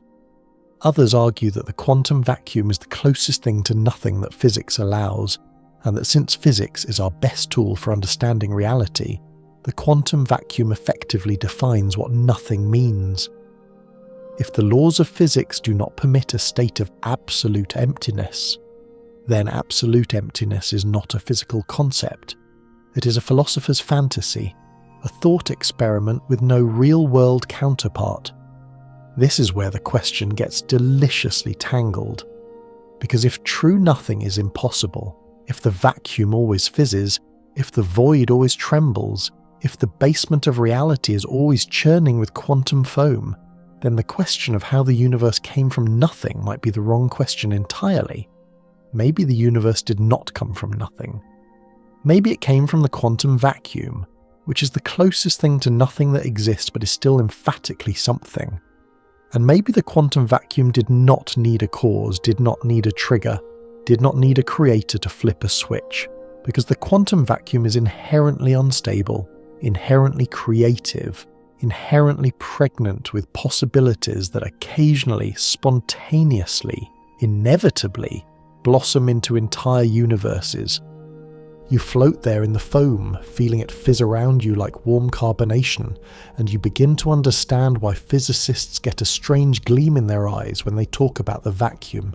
It is not empty. It has never been empty. and the nothing you came here to find is looking more and more like a something that was wearing a very convincing disguise. The fizzing does not stop. It cannot stop. And the reason it cannot stop is one of the most beautiful and disorienting principles in all of physics, a rule so fundamental that it governs everything from the behaviour of subatomic particles to the reason you cannot know exactly where your car keys are at any given moment. Well, the subatomic version of your car keys anyway. You're about to meet the Heisenberg uncertainty principle, and it is about to explain why the universe might be the greatest free lunch in cosmic history. Werner Heisenberg was a young German physicist in the 1920s, working during one of the most explosively creative periods in the history of science. Quantum mechanics was being invented in real time by a small group of mostly young, mostly European physicists who were discovering that the subatomic world obeyed rules that bore almost no resemblance to the orderly Newtonian mechanics of the everyday world. Heisenberg's contribution, published in 1927, was a principle that sounds simple when you state it, but becomes increasingly mind-bending the longer you think about it. You cannot simultaneously know both the exact position and the exact momentum of a particle. The more precisely you measure one, the less precisely you can know the other. This is not a limitation of your instruments. It is not because your microscope is not good enough or your detectors are not sensitive enough. It is a fundamental feature of reality. The universe itself does not have a definite answer to both questions at the same time. At the quantum level, certainty in one property purchases uncertainty in another, and no technology, no cleverness, no amount of funding will ever change that. Now here is where this connects to nothing, and the connection is direct and explosive. The uncertainty principle does not just apply to position and momentum, it also applies to energy and time. You cannot measure the exact energy of a system over an arbitrarily short time interval. Over very brief durations, the energy of a system can fluctuate wildly, borrowing energy from nowhere as long as the fluctuation is short-lived enough. The shorter the time window, the larger the energy fluctuation can be. This is not a metaphor. It is a mathematical consequence of the uncertainty relation between energy and time, and it has real physical effects. Those virtual particles fizzing in and out of existence in the quantum foam that you encountered a moment ago. They are the direct children of this principle. A particle-antiparticle pair can pop into existence from the vacuum, borrowing energy from nothing, as long as they annihilate each other quickly enough that the books balance on average. The universe runs a tab, and as long as the tab is settled promptly, nobody asks questions. This sounds like a violation of conservation of energy, and in a certain narrow sense it is, but quantum mechanics permits it because the violation is temporary and undetectable over any reasonable timescale. It is like sneaking a cookie from the jar and putting it back before anyone notices. The jar always has the right number of cookies when you count them, but in between counts, brief delicious crimes occur. The vacuum is full of these momentary heists, particles appearing, existing for an unimaginably short interval, and vanishing again, leaving no trace except for the measurable effects they produce on nearby matter, like the Casimir force you encountered earlier. Here is where the idea gets truly audacious. In 1973, the physicist Edward Tryon published a short paper in the journal Nature proposing something that sounded, even by the standards of theoretical physics, completely insane. What if the entire universe is a quantum fluctuation? What if the cosmos itself popped into existence from the vacuum the same way virtual particles do, borrowing energy from nothing, except on a vastly larger scale? Tryon pointed out something remarkable. The total energy of the universe might actually be zero. The positive energy of all the matter and radiation is enormous, obviously. But the negative energy of gravity, the energy stored in the gravitational attraction between all those particles, might exactly cancel it out. If the total energy is zero, then the universe did not need to borrow anything to exist. It is the ultimate free lunch. Something from nothing, with no bill to pay, because the something adds up to nothing when you total the accounts. The reaction to Trion's paper was polite skepticism. Most physicists thought it was clever but untestable, more of a philosophical provocation than a scientific hypothesis. When Tryon presented the idea at a seminar, he was apparently met with awkward silence followed by someone changing the subject. But the idea refused to die. Over the following decades, other physicists picked it up, refined it, and connected it to more rigorous frameworks. The notion that the universe might have zero total energy became a serious topic of investigation, and while it has not been definitively proven, it remains consistent with everything we observe. Scholars still argue whether the zero-energy hypothesis is a genuine explanation or a mathematical coincidence, but the possibility is tantalizing. If the universe costs nothing in energy terms, then the barrier to its spontaneous appearance from the vacuum is dramatically lower than you might have assumed. There is a quirky little aside that captures the flavour of this idea perfectly. The physicist Alan Guth, whom you will meet very soon, once described the universe as the ultimate free lunch. The phrase has been repeated so often that it has become a cliché in cosmology circles, but it captures something genuinely profound. Imagine going to a restaurant, ordering everything on the menu, eating for 13.8 billion years, and then discovering that the check comes to exactly zero because your dessert was made of anti-money that perfectly cancelled your appetizer. That is, in essence, what the zero-energy universe hypothesis suggests. The cosmos is an extravagant feast that costs nothing, a magnificent something that is secretly, mathematically, a nothing wearing a very elaborate hat. Heisenberg would have appreciated the irony. His principle, which started as a statement about the limits of measurement, has become one of the strongest arguments for why the void cannot be truly empty, why nothing cannot remain nothing, why the basement of reality is always churning with possibility. The uncertainty principle does not just describe the universe, it might explain why the universe exists at all, because if nothing is unstable, if the vacuum cannot sit still, then given enough time or even without time, something will happen. A fluctuation will occur, a bubble will form, and a universe, improbable and magnificent, will begin to inflate. You feel the fluctuation building, a tiny tremor in the nothing, and you brace yourself for what comes next. The tremor becomes a roar, though roar is far too slow a word for what is about to happen. What is about to happen takes place in a time interval so absurdly brief that your brain will refuse to process it. So let us just agree that it happens fast and move on with our dignity intact. You are about to witness inflation, the single most violent and most important fraction of a second in the entire history of the cosmos. And the man who dreamed it up was a young physicist with messy hair and a problem he could not sleep through. Unlike you, who's doing an admirable job of trying.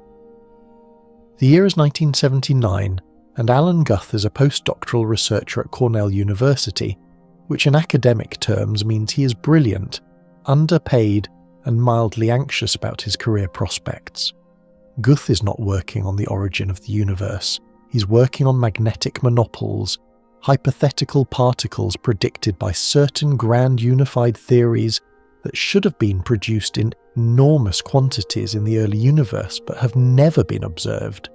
Not one, not ever. This is a problem, because if your theory predicts something that should be everywhere and it is nowhere, either your theory is wrong or something happened to get rid of them. Guth is looking for the something, and what he finds is far bigger than missing monopoles. Working through the mathematics of the early universe, Guth realizes that if the cosmos went through a brief period of extraordinarily rapid exponential expansion, far faster than the ordinary expansion Hubble observed, then the monopoles would be diluted to undetectable levels. They would still exist technically, but they would be spread so thin across such an inconceivably vast volume of space that you could search for billions of years and never encounter one. The monopole problem is solved. But Guth quickly realizes that inflation, as he calls this period of hyperexpansion, solves much more than that. Here is what inflation does, and it is staggering.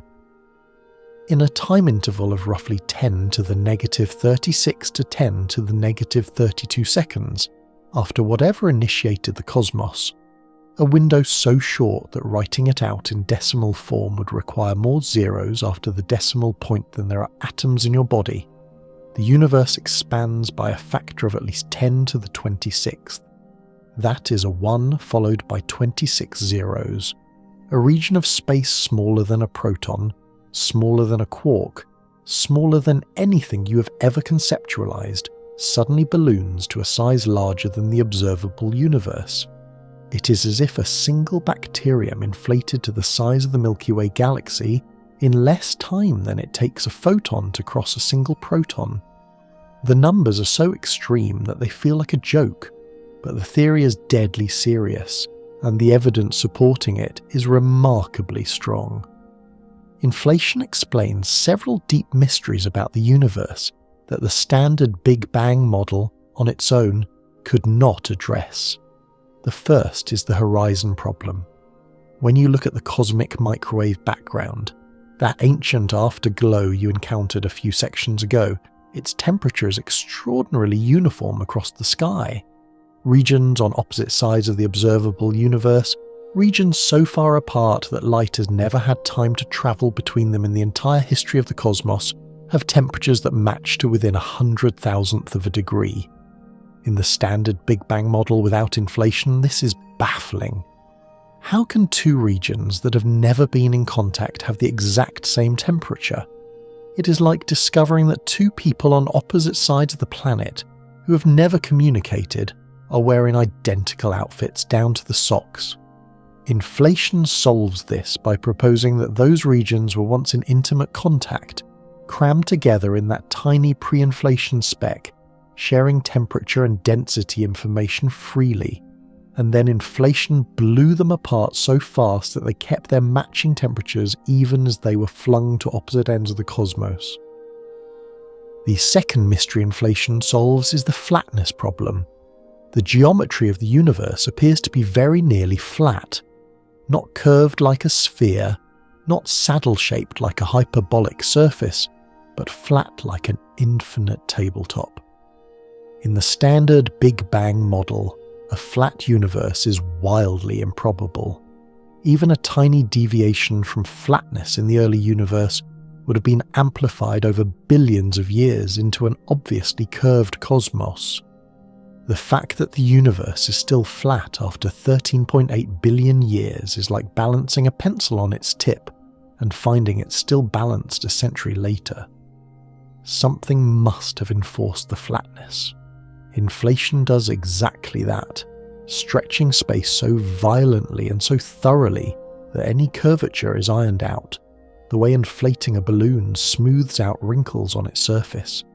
There is a quirky and rather wonderful detail about the night Guth first realized what he had found. He was sitting at his desk in December 1979 working through the calculations when the full implications hit him.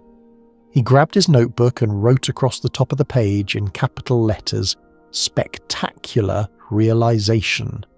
The notebook still exists. Historians of science have photographed it. It is one of the most charmingly honest moments in the history of physics. A scientist so excited by his own discovery that he stopped doing math long enough to write himself a headline. Scholars still argue about the precise sequence of Guth's insights that evening, and Guth himself has given slightly different accounts over the years, but the notebook does not lie. He knew he had found something enormous. But inflation raises a question that cuts straight to the heart of your journey tonight. If the universe underwent this spectacular expansion, what drove it? What energy source powered the inflation? Guth proposed that the early universe was filled with a peculiar kind of energy field, now called the inflaton field, that existed in a high-energy state and drove the exponential expansion the way compressed air drives an explosion. As the field decayed to its lower energy state, it released its stored energy as a flood of hot particles and radiation, the hot Big Bang that produced the universe you see around you.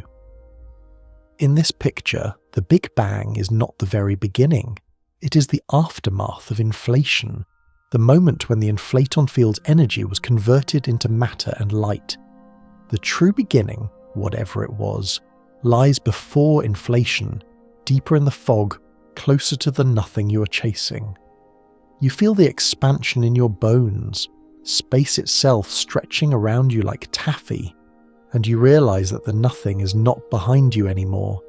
It is beneath you, below the inflation, below the inflaton field, in a place where even this spectacular machinery had to start from somewhere, or from nowhere. The question tightens, and then it multiplies. Because inflation, once you let it loose, does not behave neatly. It does not happen once, produce a single universe and then politely retire. At least, that is not what the mathematics suggests. What the mathematics suggests is something far wilder, far more extravagant, and far more unsettling than even Guth's spectacular realization initially implied. You are about to enter the multiverse, and you should probably loosen your grip on the concept of uniqueness, because it is about to take a beating. The problem, or the wonder, depending on your temperament, is that inflation is hard to stop. Guth's original model had a graceful exit. The inflaton field decays, inflation ends, the universe heats up, and normal cosmic evolution takes over. But in the early 1980s, physicists including Andrei Lind, Alexander Vilenkin, and others began to realize that this graceful exit was not as clean as it looked. The inflaton field does not necessarily decay everywhere at the same time. In some regions of the inflating space, the field might drop to its low energy state and produce a hot Big Bang, creating a pocket of normal, slowly expanding universe. But in other regions, the field keeps inflating, and those inflating regions expand so fast that they quickly dwarf the pocket that just formed. Within those still inflating regions, more pockets can form, each one a separate Big Bang, each one a separate universe. While the surrounding space continues to inflate and spawn more pockets, this process, called eternal inflation, never stops. It cannot stop. As long as there is even a tiny probability of the inflaton field remaining in its high energy state somewhere, inflation continues in that region, producing new universes faster than old ones can form. The result is a picture of reality that is almost incomprehensibly vast. Our universe, with its 100 billion galaxies, its 13.8 billion years of history, its unfathomable expanses of intergalactic space, is a single bubble in an infinite, ever-expanding froth. Other bubbles are forming constantly, each one with its own Big Bang, its own initial conditions, possibly its own laws of physics. Some might have 3 dimensions of space like ours. Others might have 4 or 7 or 11. Some might have gravity that follows an inverse cube law instead of inverse square. Some might have no atoms, no light, no structure at all. Just a featureless soup of exotic fields cooling into an eternal sterile emptiness. And between the bubbles, inflation roars on, stretching the gaps so fast that no signal, no light, no information can ever pass from one bubble to another. Each universe is an island, permanently isolated, forever unaware of its neighbours. This is the eternal inflation multiverse, and scholars still argue passionately about whether it is a genuine prediction of physics, a mathematical artifact of our models, or an untestable metaphysical proposition that has no business calling itself science. The critics have a point. If the other universes can never be observed, never detected, never communicated with, then what makes the multiverse different from a fairy tale? The defenders counter that eternal inflation is not an ad hoc invention. It is a natural consequence of the same inflationary theory that successfully explains the flatness problem, the horizon problem, and the detailed pattern of temperature fluctuations in the cosmic microwave background. You do not get to keep the parts of a theory you like and discard the parts that make you uncomfortable. If inflation is right, and the evidence strongly suggests it is, then eternal inflation may be right too, and the multiverse comes along for the ride whether you invited it or not. Here is a historical fact that grounds this dizzying speculation in something concrete. In 2014, the BICEP 2 experiment at the South Pole announced the detection of gravitational waves imprinted on the cosmic microwave background, which would have been direct evidence of inflation. The scientific community erupted with excitement. Papers were written, champagne was reportedly opened, and then, over the following months, it became clear that the signal was contaminated by cosmic dust in our own galaxy. The detection was not confirmed. The champagne was premature. It was a humbling reminder that even the most exciting claims in cosmology must survive the slow, unglamorous process of verification. The search for direct evidence of inflation continues, and future experiments may yet find it. But for now, inflation rests on strong indirect evidence rather than a definitive smoking gun.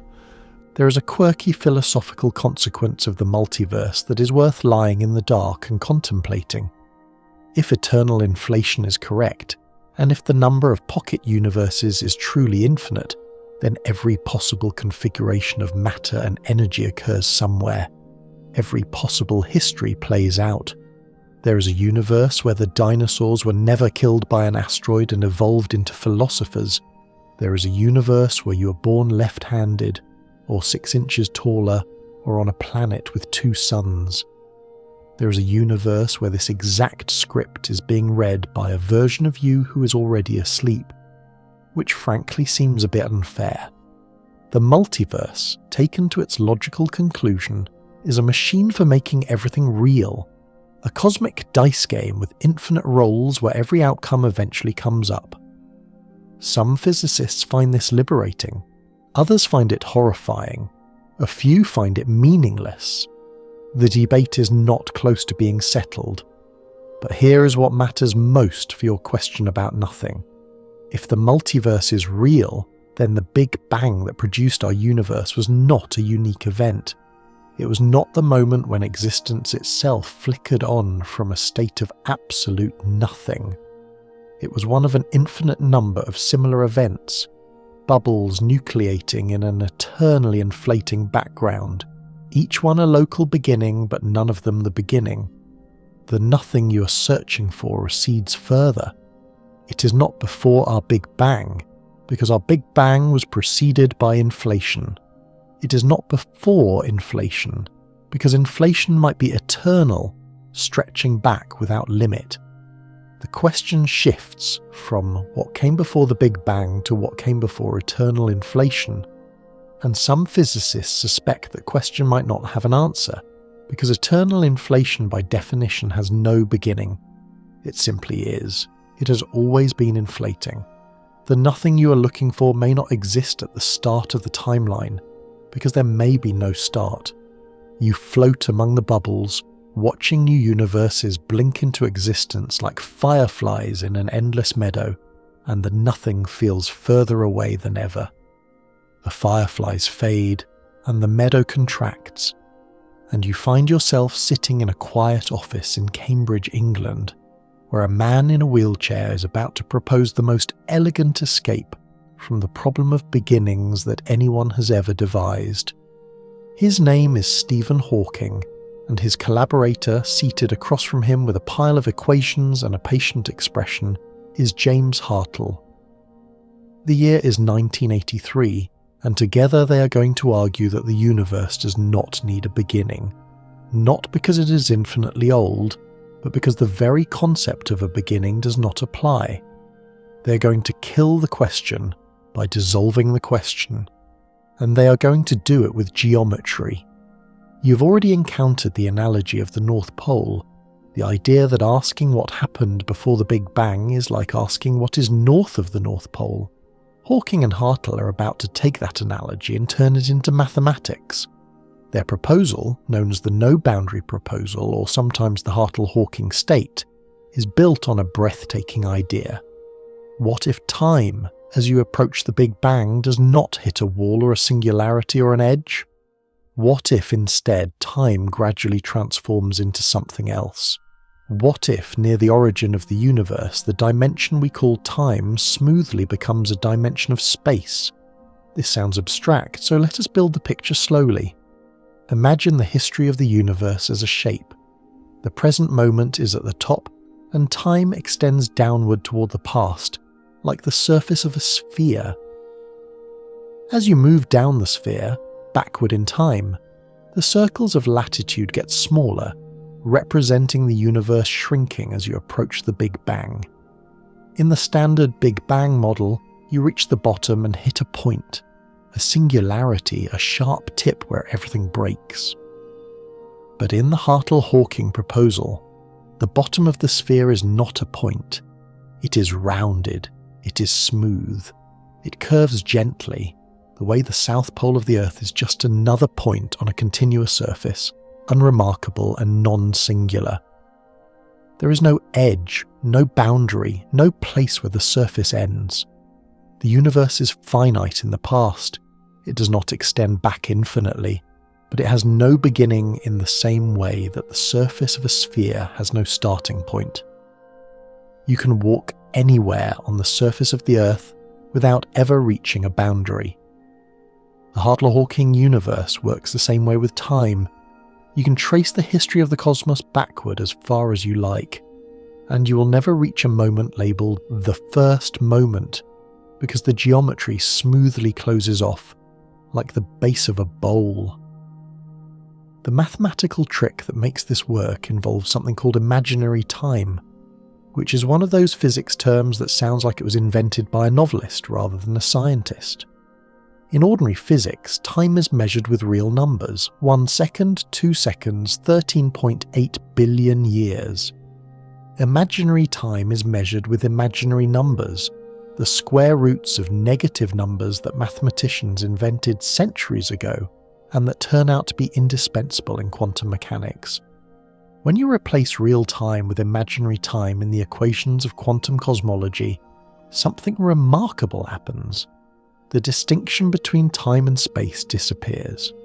Time becomes just another spatial dimension, and the universe becomes a four-dimensional surface with no boundaries, no edges, no singularities.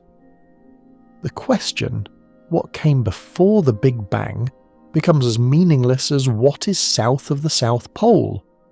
The question is grammatically valid but geometrically empty. Hawking loved this idea with visible delight. In his public lectures and best-selling books, he returned to it again and again, refining the explanation, sharpening the analogy, clearly relishing the notion that he had found a way to make the question of creation dissolve rather than be answered.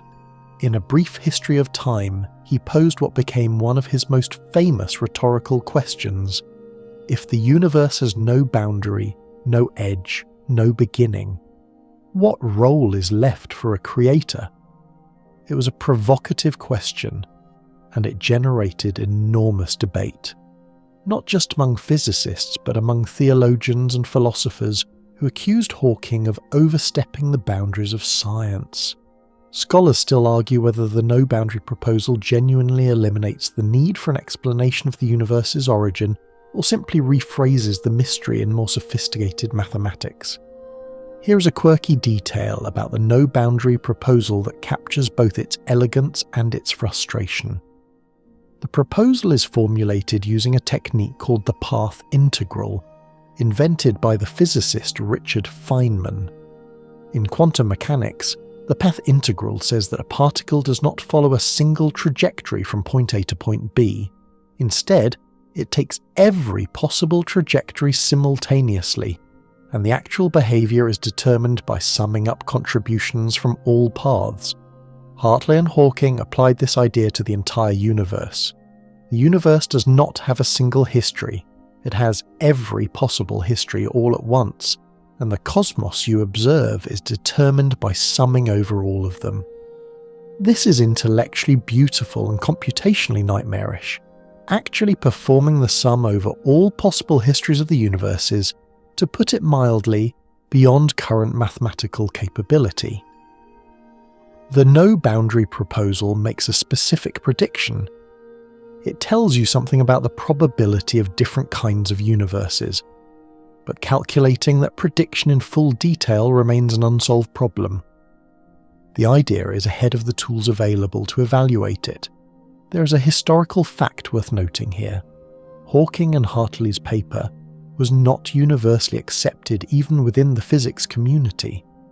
Other approaches to quantum cosmology, particularly the tunneling proposal developed by Alexander Vilenkin around the same time, reached different conclusions using different mathematical assumptions. Vilenkin's model also eliminated the singularity, but it described the universe as tunneling into existence from literally nothing, not the quantum vacuum, not a pre-existing space, but absolute nothing, a state with no space, no time, no laws of physics. The two proposals, Hartley, Hawking and Vilenkin, make subtly different predictions about the early universe, and distinguishing between them observationally is extraordinarily difficult. The debate between them has been running for over 4 decades and shows no signs of resolution. You sit in the quiet Cambridge office, watching Hawking smile faintly as he contemplates a universe with no edge, no boundary, no first moment. Time rounding off like the bottom of a bowl. No need for a before because the geometry has swallowed the question whole. It is beautiful, it is maddening, and it is not the only option on the table. The bowl tilts, and you slide gently out of Hawking's smoothly rounded universe into a very different picture. One that is rougher, grainier, and built from loops rather than curves. You are entering the world of loop quantum gravity, and the physicists here are not trying to eliminate the beginning of the universe. They're trying to find what happened before it. Not before in some abstract, imaginary time geometrical sense. Before in the plain, intuitive, clock-ticking sense. They believe the Big Bang was not the beginning of everything. It was a transition, a bounce, and on the other side of that bounce, stretching backward into a past that our standard theories cannot reach, there was another universe, contracting, collapsing, and crashing into the event that we mistakenly call the start. To understand this, you need to meet loop quantum gravity, one of the 2 leading candidates for a theory of quantum gravity, the other being string theory. Loop quantum gravity, often abbreviated as LQG, takes a radically different approach to the problem of combining general relativity with quantum mechanics. In Einstein's general relativity, spacetime is a smooth, continuous fabric. You can divide it infinitely, zoom in forever, and it stays smooth, like an idealized sheet of rubber. In quantum mechanics, everything else is quantized, divided into discrete chunks. Energy comes in packets, angular momentum comes in units, electric charge comes in multiples of the electron charge. Loop quantum gravity proposes that spacetime itself is quantized too. At the very smallest scales, space is not a continuous fabric, but a network of tiny, discrete loops, woven together into a structure that physicists call a spin network. These loops are unfathomably small, on the order of the Planck length, and they define the smallest possible unit of volume and area. You cannot have half a loop.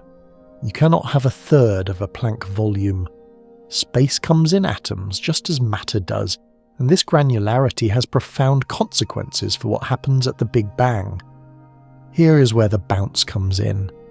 In classical general relativity, if you rewind the universe toward the Big Bang, the density increases without limit. Space contracts, matter compresses, and eventually you hit the singularity, that point of infinite density where the equations explode and physics surrenders. But in loop quantum gravity, the granularity of space prevents this from happening.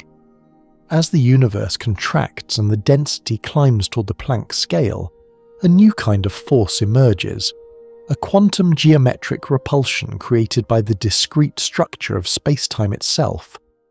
This repulsion grows stronger as the density increases, and at a critical point it overwhelms gravity and reverses the contraction.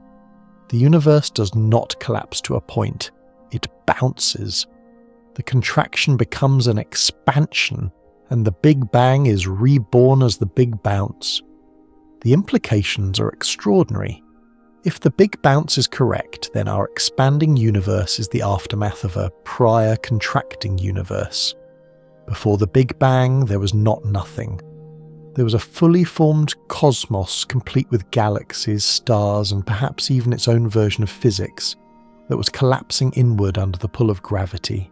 As it contracted, it reached a state of maximum compression, unimaginably dense, unimaginably hot, but crucially not infinite, and then rebounded outward in the event we observe as the Big Bang. Time did not begin at the Big Bang. Time passed smoothly through the bounce, connecting the contracting phase to the expanding phase in a continuous history. The word before has meaning again.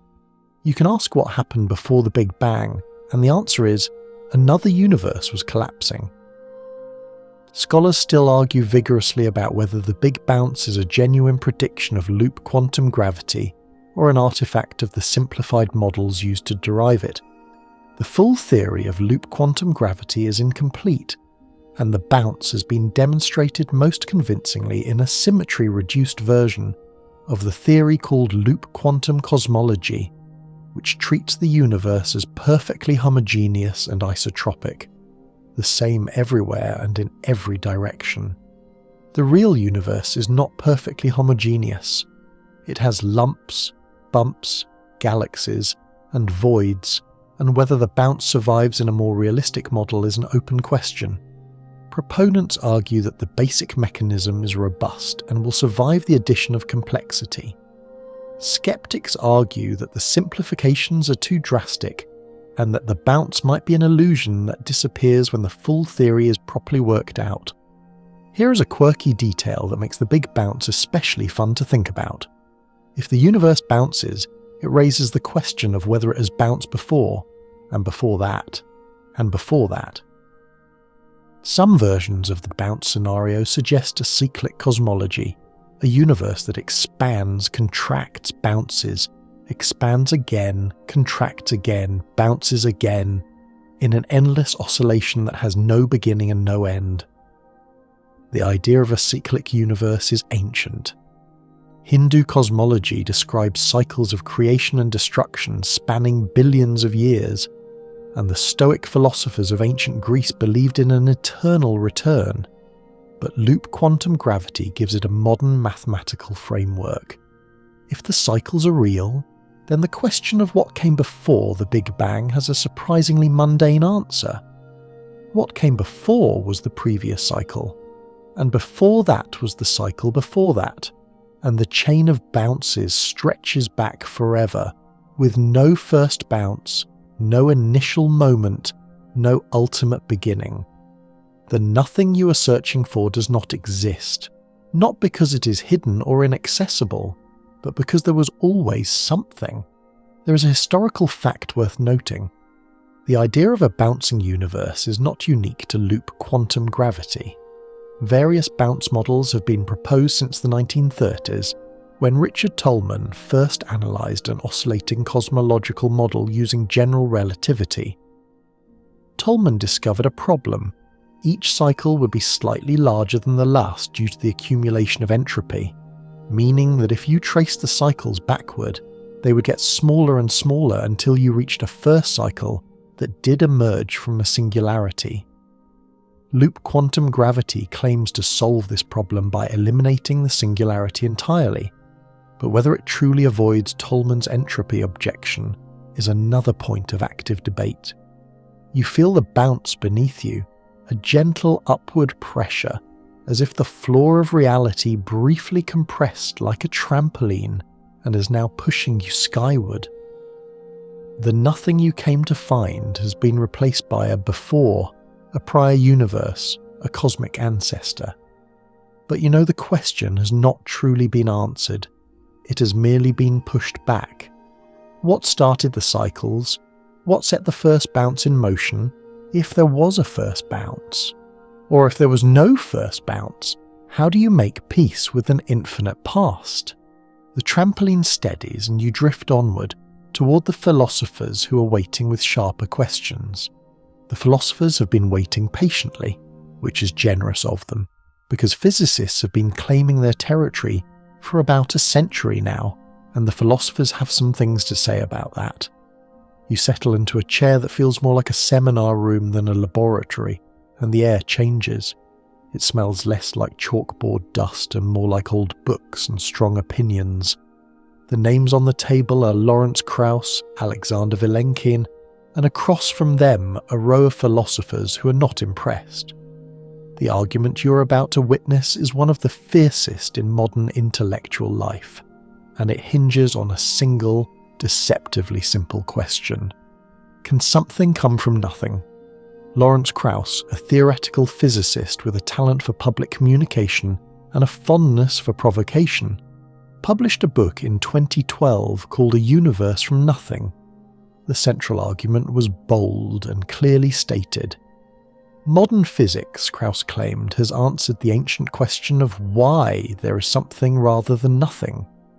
The answer is that nothing is unstable.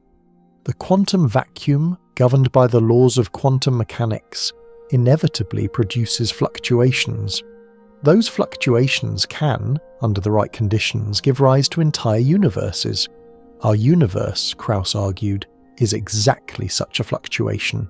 It came from nothing. The mystery is solved. Thank you, good night. The book was a bestseller. It was also, in the eyes of many philosophers, a spectacular exercise in missing the point. The most prominent critic was the philosopher David Albert, who published a now famous review arguing that Krauss had not explained how something comes from nothing at all. What Krauss called nothing, Albert pointed out, was not nothing. It was the quantum vacuum, and the quantum vacuum is emphatically something. It is a physical state governed by physical laws. It has properties. It has energy. It obeys the equations of quantum field theory. Saying the universe came from the quantum vacuum is not saying it came from nothing. It is saying it came from a very specific, highly structured something that you have decided to label nothing for dramatic effect. The real question, why is there a quantum vacuum in the first place? Why are there laws of physics? Why is there anything at all, remains completely untouched. Krauss responded by arguing that philosophers were clinging to an outdated and ultimately meaningless definition of nothing. If you keep demanding a nothing that has no properties, no laws, no potential, no structure, then you're demanding something that may not be a coherent concept. Physics tells us what nothing actually is, and what it actually is the quantum vacuum. If philosophers want a deeper nothing, a nothing beyond the reach of physics, then they are no longer doing science. They're doing theology, or worse, they're doing word games. The argument became personal and public, with both sides accusing the other of intellectual dishonesty, and it has never been fully resolved.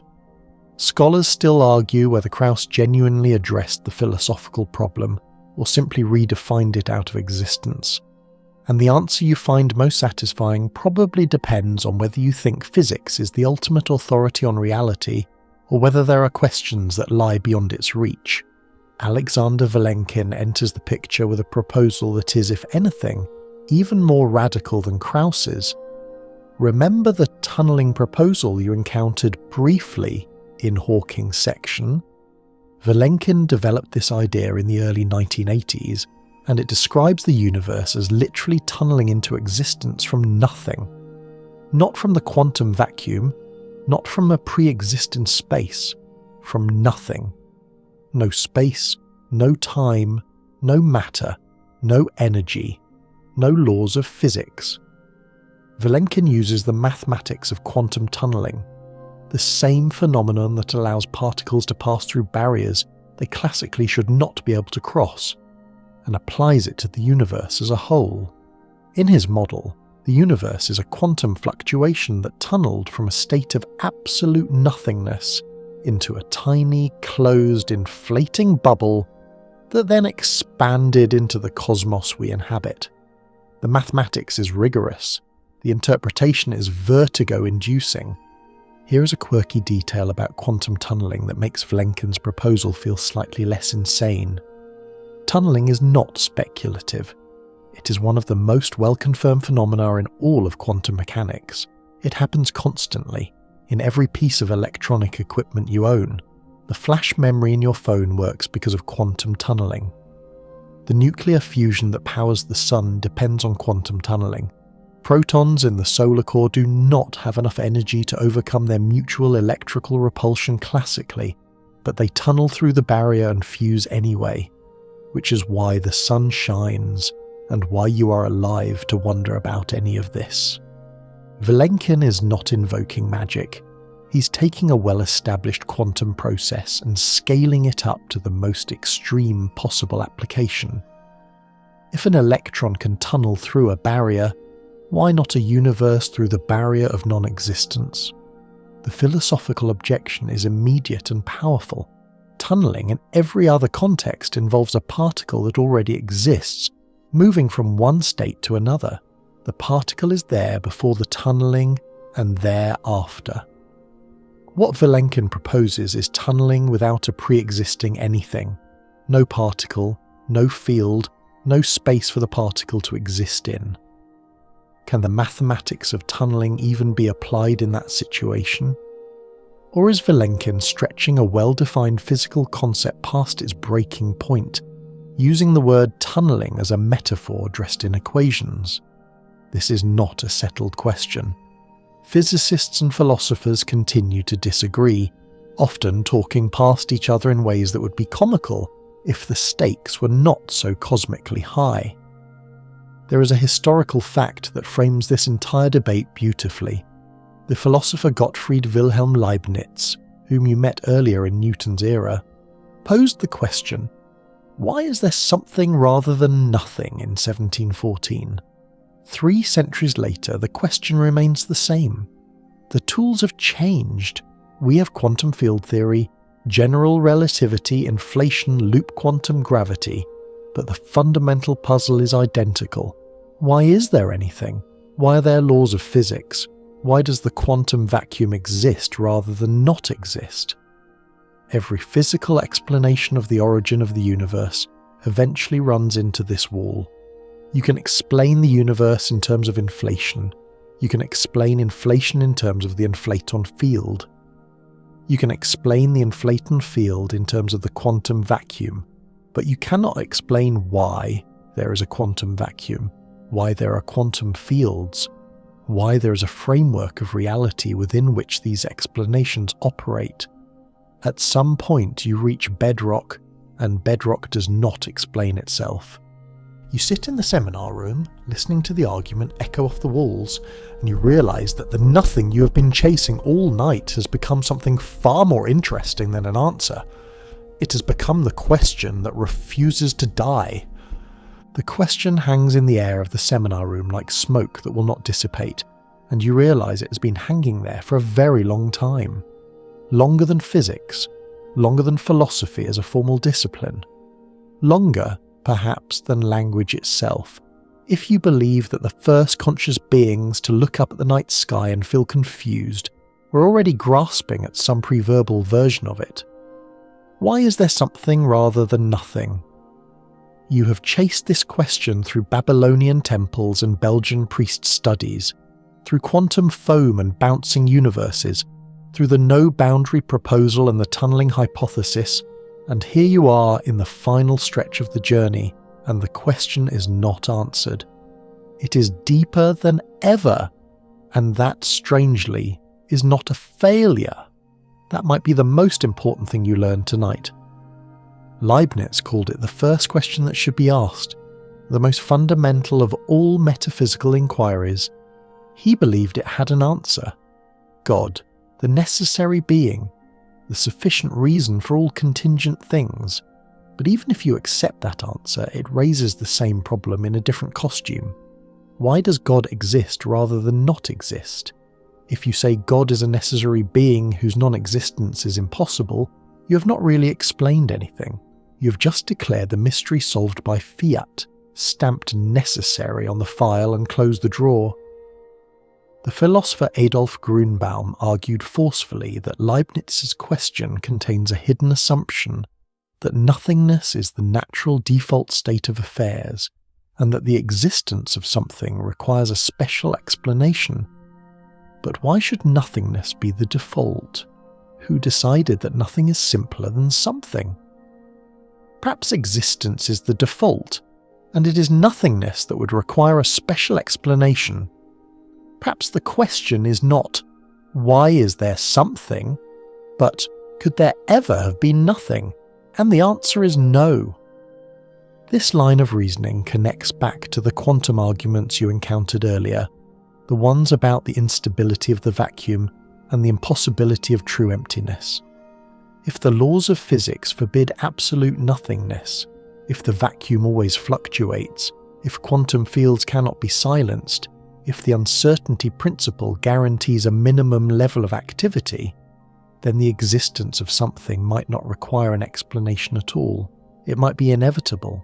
The universe exists because it cannot not exist. Nothingness is not an option on the menu. This is a deeply unsatisfying answer for some people, and a deeply liberating one for others, and the division tends to fall along temperamental lines rather than strictly logical ones. Here is a historical fact that adds a layer of humility to the discussion. The philosopher Ludwig Wittgenstein, one of the most influential thinkers of the 20th century, reportedly said that it is not how things are in the world that is mystical, but that the world exists at all. Wittgenstein was notoriously difficult to interpret, and scholars still argue about what exactly he meant, but the sentiment resonates. The mystery is not in the details, not in the specific laws of physics, not in the particular arrangement of galaxies, not in the exact temperature of the cosmic microwave background. The mystery is in the brute fact of existence itself. Everything else is commentary. Some physicists have tried to dissolve the mystery using the anthropic principle, which comes in various strengths and flavours, but boils down to a deceptively simple observation. We can only ask the question, why does the universe exist in a universe that exists and contains beings capable of asking questions? If there were nothing, no universe, no observers, no consciousness, there would be no one to notice the absence and no one to be puzzled by it. The fact that we are puzzled is itself evidence that the puzzle has a particular kind of solution. The universe exists because if it did not, we would not be here to wonder about it. This is either a profound tautology or a meaningless tautology, depending on your philosophical disposition, and the debate about its validity has been running for decades with no resolution in sight. There is a quirky and somewhat mischievous thought experiment that the philosopher Derek Parfit explored in a famous essay. Imagine all possible realities, including the reality in which nothing exists. Among all these possible realities, one of them is actual, ours. Parfit asked whether there might be a selection principle, a reason why this particular reality is the one that obtains. He considered several candidates. Maybe the simplest reality is the one that exists. Maybe the most elegant. Maybe the most complex. Maybe the one with the most goodness. Or maybe, and this is the dizzying option, there is no selection principle at all. Maybe this reality exists for no reason. Maybe existence is a brute fact, unexplained and unexplainable, and asking why is like asking why the number 7 is prime. It just is. The property does not have a deeper explanation. It is bedrock. You find yourself circling back to the ancient poets, the ones you visited at the beginning of tonight's journey. Remember the Nasadiya Sukta, the hymn of creation from the Rig Veda, the one that ended by admitting it did not know how creation happened, and suggested that perhaps even the highest God did not know. That hymn, written 3,500 years ago, might be the most honest answer anyone has ever given. The universe exists. Something emerged from nothing, or from the quantum vacuum, or from a prior collapsing universe, or from the smooth, boundaryless geometry of imaginary time. The details are debated, the mechanisms are modelled, the equations are refined. But the deepest layer of the question, why anything at all, remains untouched, and it may remain untouched forever, not because we're not clever enough, but because the question might genuinely have no answer, and no answer might be the answer. This is not a defeat. This is the landscape as it actually is. Science has pushed the boundary of knowledge so far back that the remaining mystery is not about stars or atoms or forces. It is about existence itself. And there is something profoundly peaceful about reaching a question that may have no answer, because it means you can stop searching and simply be. You are something. You emerge from the same processes that produced galaxies and starlight and the cosmic microwave background. You are the universe asking about itself, and the universe does not owe itself an explanation. You feel the question soften in your hands, no longer a sharp puzzle demanding solution, but a smooth stone you can hold, turn over, and set gently down. You set the stone down and the seminar room dissolves. The philosopher's voices fade into a murmur, and then into a hum, and then into something softer than a hum, a vibration felt rather than heard, like the memory of a sound that never quite existed. You're back in the dark, not the terrifying dark of the void you encountered at the very beginning of tonight's journey, the dark with no space and no time and no framework for being. This is a gentler dark, a familiar one, the dark of your room, your bed, your pillow, the soft weight of the blanket against your chest. You've travelled an extraordinary distance tonight, from the formless chaos of Babylonian myth to the quantum foam at the Planck scale, from Newton's candlelit study to Hawking's boundaryless geometry, and now you are here, at the end, and the question you carried with you the whole way is still in your hands, lighter than when you started. Let us walk back through it one more time slowly, the way you might retrace your steps through a garden at dusk, not because you are lost, but because the flowers look different in the fading light. You began with nothing, true nothing, the absence of space, time, matter, energy, and the laws that govern them. You discovered that ancient civilizations, from Babylon to Egypt to India to Greece, all intuited that the universe began from a formless void, and that the transition from void to cosmos was the deepest mystery any mind could contemplate. You watched Aristotle declare the vacuum impossible, and Torricelli prove him wrong with a glass tube and some mercury, though Torricelli's vacuum turned out to be far less empty than he thought. You stood beside Newton as he traced the chain of causes backward and found no first link. You rode Einstein's spacetime as it bent and stretched and revealed that before the Big Bang might be a meaningless phrase, because time itself is part of the geometry that the Big Bang created. You met Lemaitre, the gentle priest who saw the expansion in Einstein's equations before Einstein did, and Hubble, who confirmed it with redshifted starlight from the mountaintop in California. You watched Fred Hoyle accidentally name the theory he despised, and Penzias and Wilson accidentally discover the afterglow of creation while cleaning pigeon droppings from an antenna. You approached the singularity and felt the equations break. You sank into the quantum foam and discovered that the vacuum is never truly empty, that the uncertainty principle forbids perfect stillness, that the void fizzes and crackles with virtual particles borrowing energy from nowhere and returning it before the universe notices. You rode inflation's exponential expansion as a subatomic speck became a cosmos in a trillionth of a second, and you drifted through the multiverse where big bangs pop like bubbles in an infinite champagne of space-time. You sat with Hawking as he rounded off the bottom of time like the south pole of a globe, eliminating the need for a boundary. You felt the bounce of loop quantum gravity, where the universe did not emerge from nothing but rebounded from a prior collapsing cosmos, and you listened as Krauss and Vilenkin argued with philosophers about whether the quantum vacuum counts as nothing, or whether true nothing is a concept that physics cannot touch. And finally you held the deepest question of all.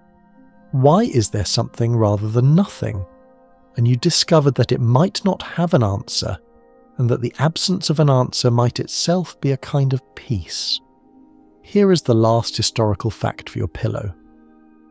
In 1993, the physicist John Wheeler, the same man who coined the term quantum foam and who gave black holes their name, proposed a vision of the universe he called it from bit. Wheeler suggested that the physical world, matter, energy, space-time itself, is not fundamental. What is fundamental is information. Every particle, every field, every point in space derives its existence from the answer to a yes or no question, a binary bit of information. The universe, in Wheeler's vision, is not made of stuff. It is made of answers. And if the universe is made of answers, then perhaps what existed before the Big Bang was not nothing and not something, but a question, the first question. The question that, simply by being asked, called reality into being. Scholars still argue whether Wheeler's it from bit is a genuine ontological claim or a poetic metaphor dressed in physics. But tonight, lying in the dark, it feels right. You started this journey with a question. How did nothing exist before the Big Bang? And the question carried you through 4,000 years of human thought, through temples and telescopes and equations and arguments, and the question itself turned out to be the engine, the fuel, the vehicle, and the destination. The question is what nothing does. It asks, and by asking, it becomes something. Here is a quirky final thought. Every atom in your body was forged in the heart of a star that exploded billions of years ago. Every photon of warmth on your skin traces its lineage back to the first light released when the universe became transparent 380,000 years after the Big Bang. And every question in your mind, including the one you've been carrying tonight, is the universe looking back at its own origin, trying to remember a time before memory existed. You're not separate from the mystery. You're the mystery condensed into a shape that can wonder about itself. And now the wondering can rest. The dark around you is warm. The hum of existence, that faint cosmic vibration that has been playing since the very first moment, is gentle and steady, like a pulse. Your breath slows. The questions loosen their grip one by one and float upward like lanterns released into a windless sky. You do not need the answers tonight. The answers will wait. They have been waiting for 13.8 billion years. They can wait until morning. Your shoulders soften, your jaw unclenches. The vast, beautiful, unanswerable mystery of why there is something rather than nothing wraps around you like a blanket made of starlight, and it does not demand anything. It does not need you to solve it. It only needs you to be here, breathing, being, a tiny, temporary, magnificent piece of the something that the nothing became. The hum fades to a whisper, The whisper fades to a feeling, the feeling fades to warmth, and the warmth holds you gently, completely, as you drift into the softest, deepest, most dreamless sleep, carried by the same quiet force that once turned nothing into everything and everything into you. Sweet dreams.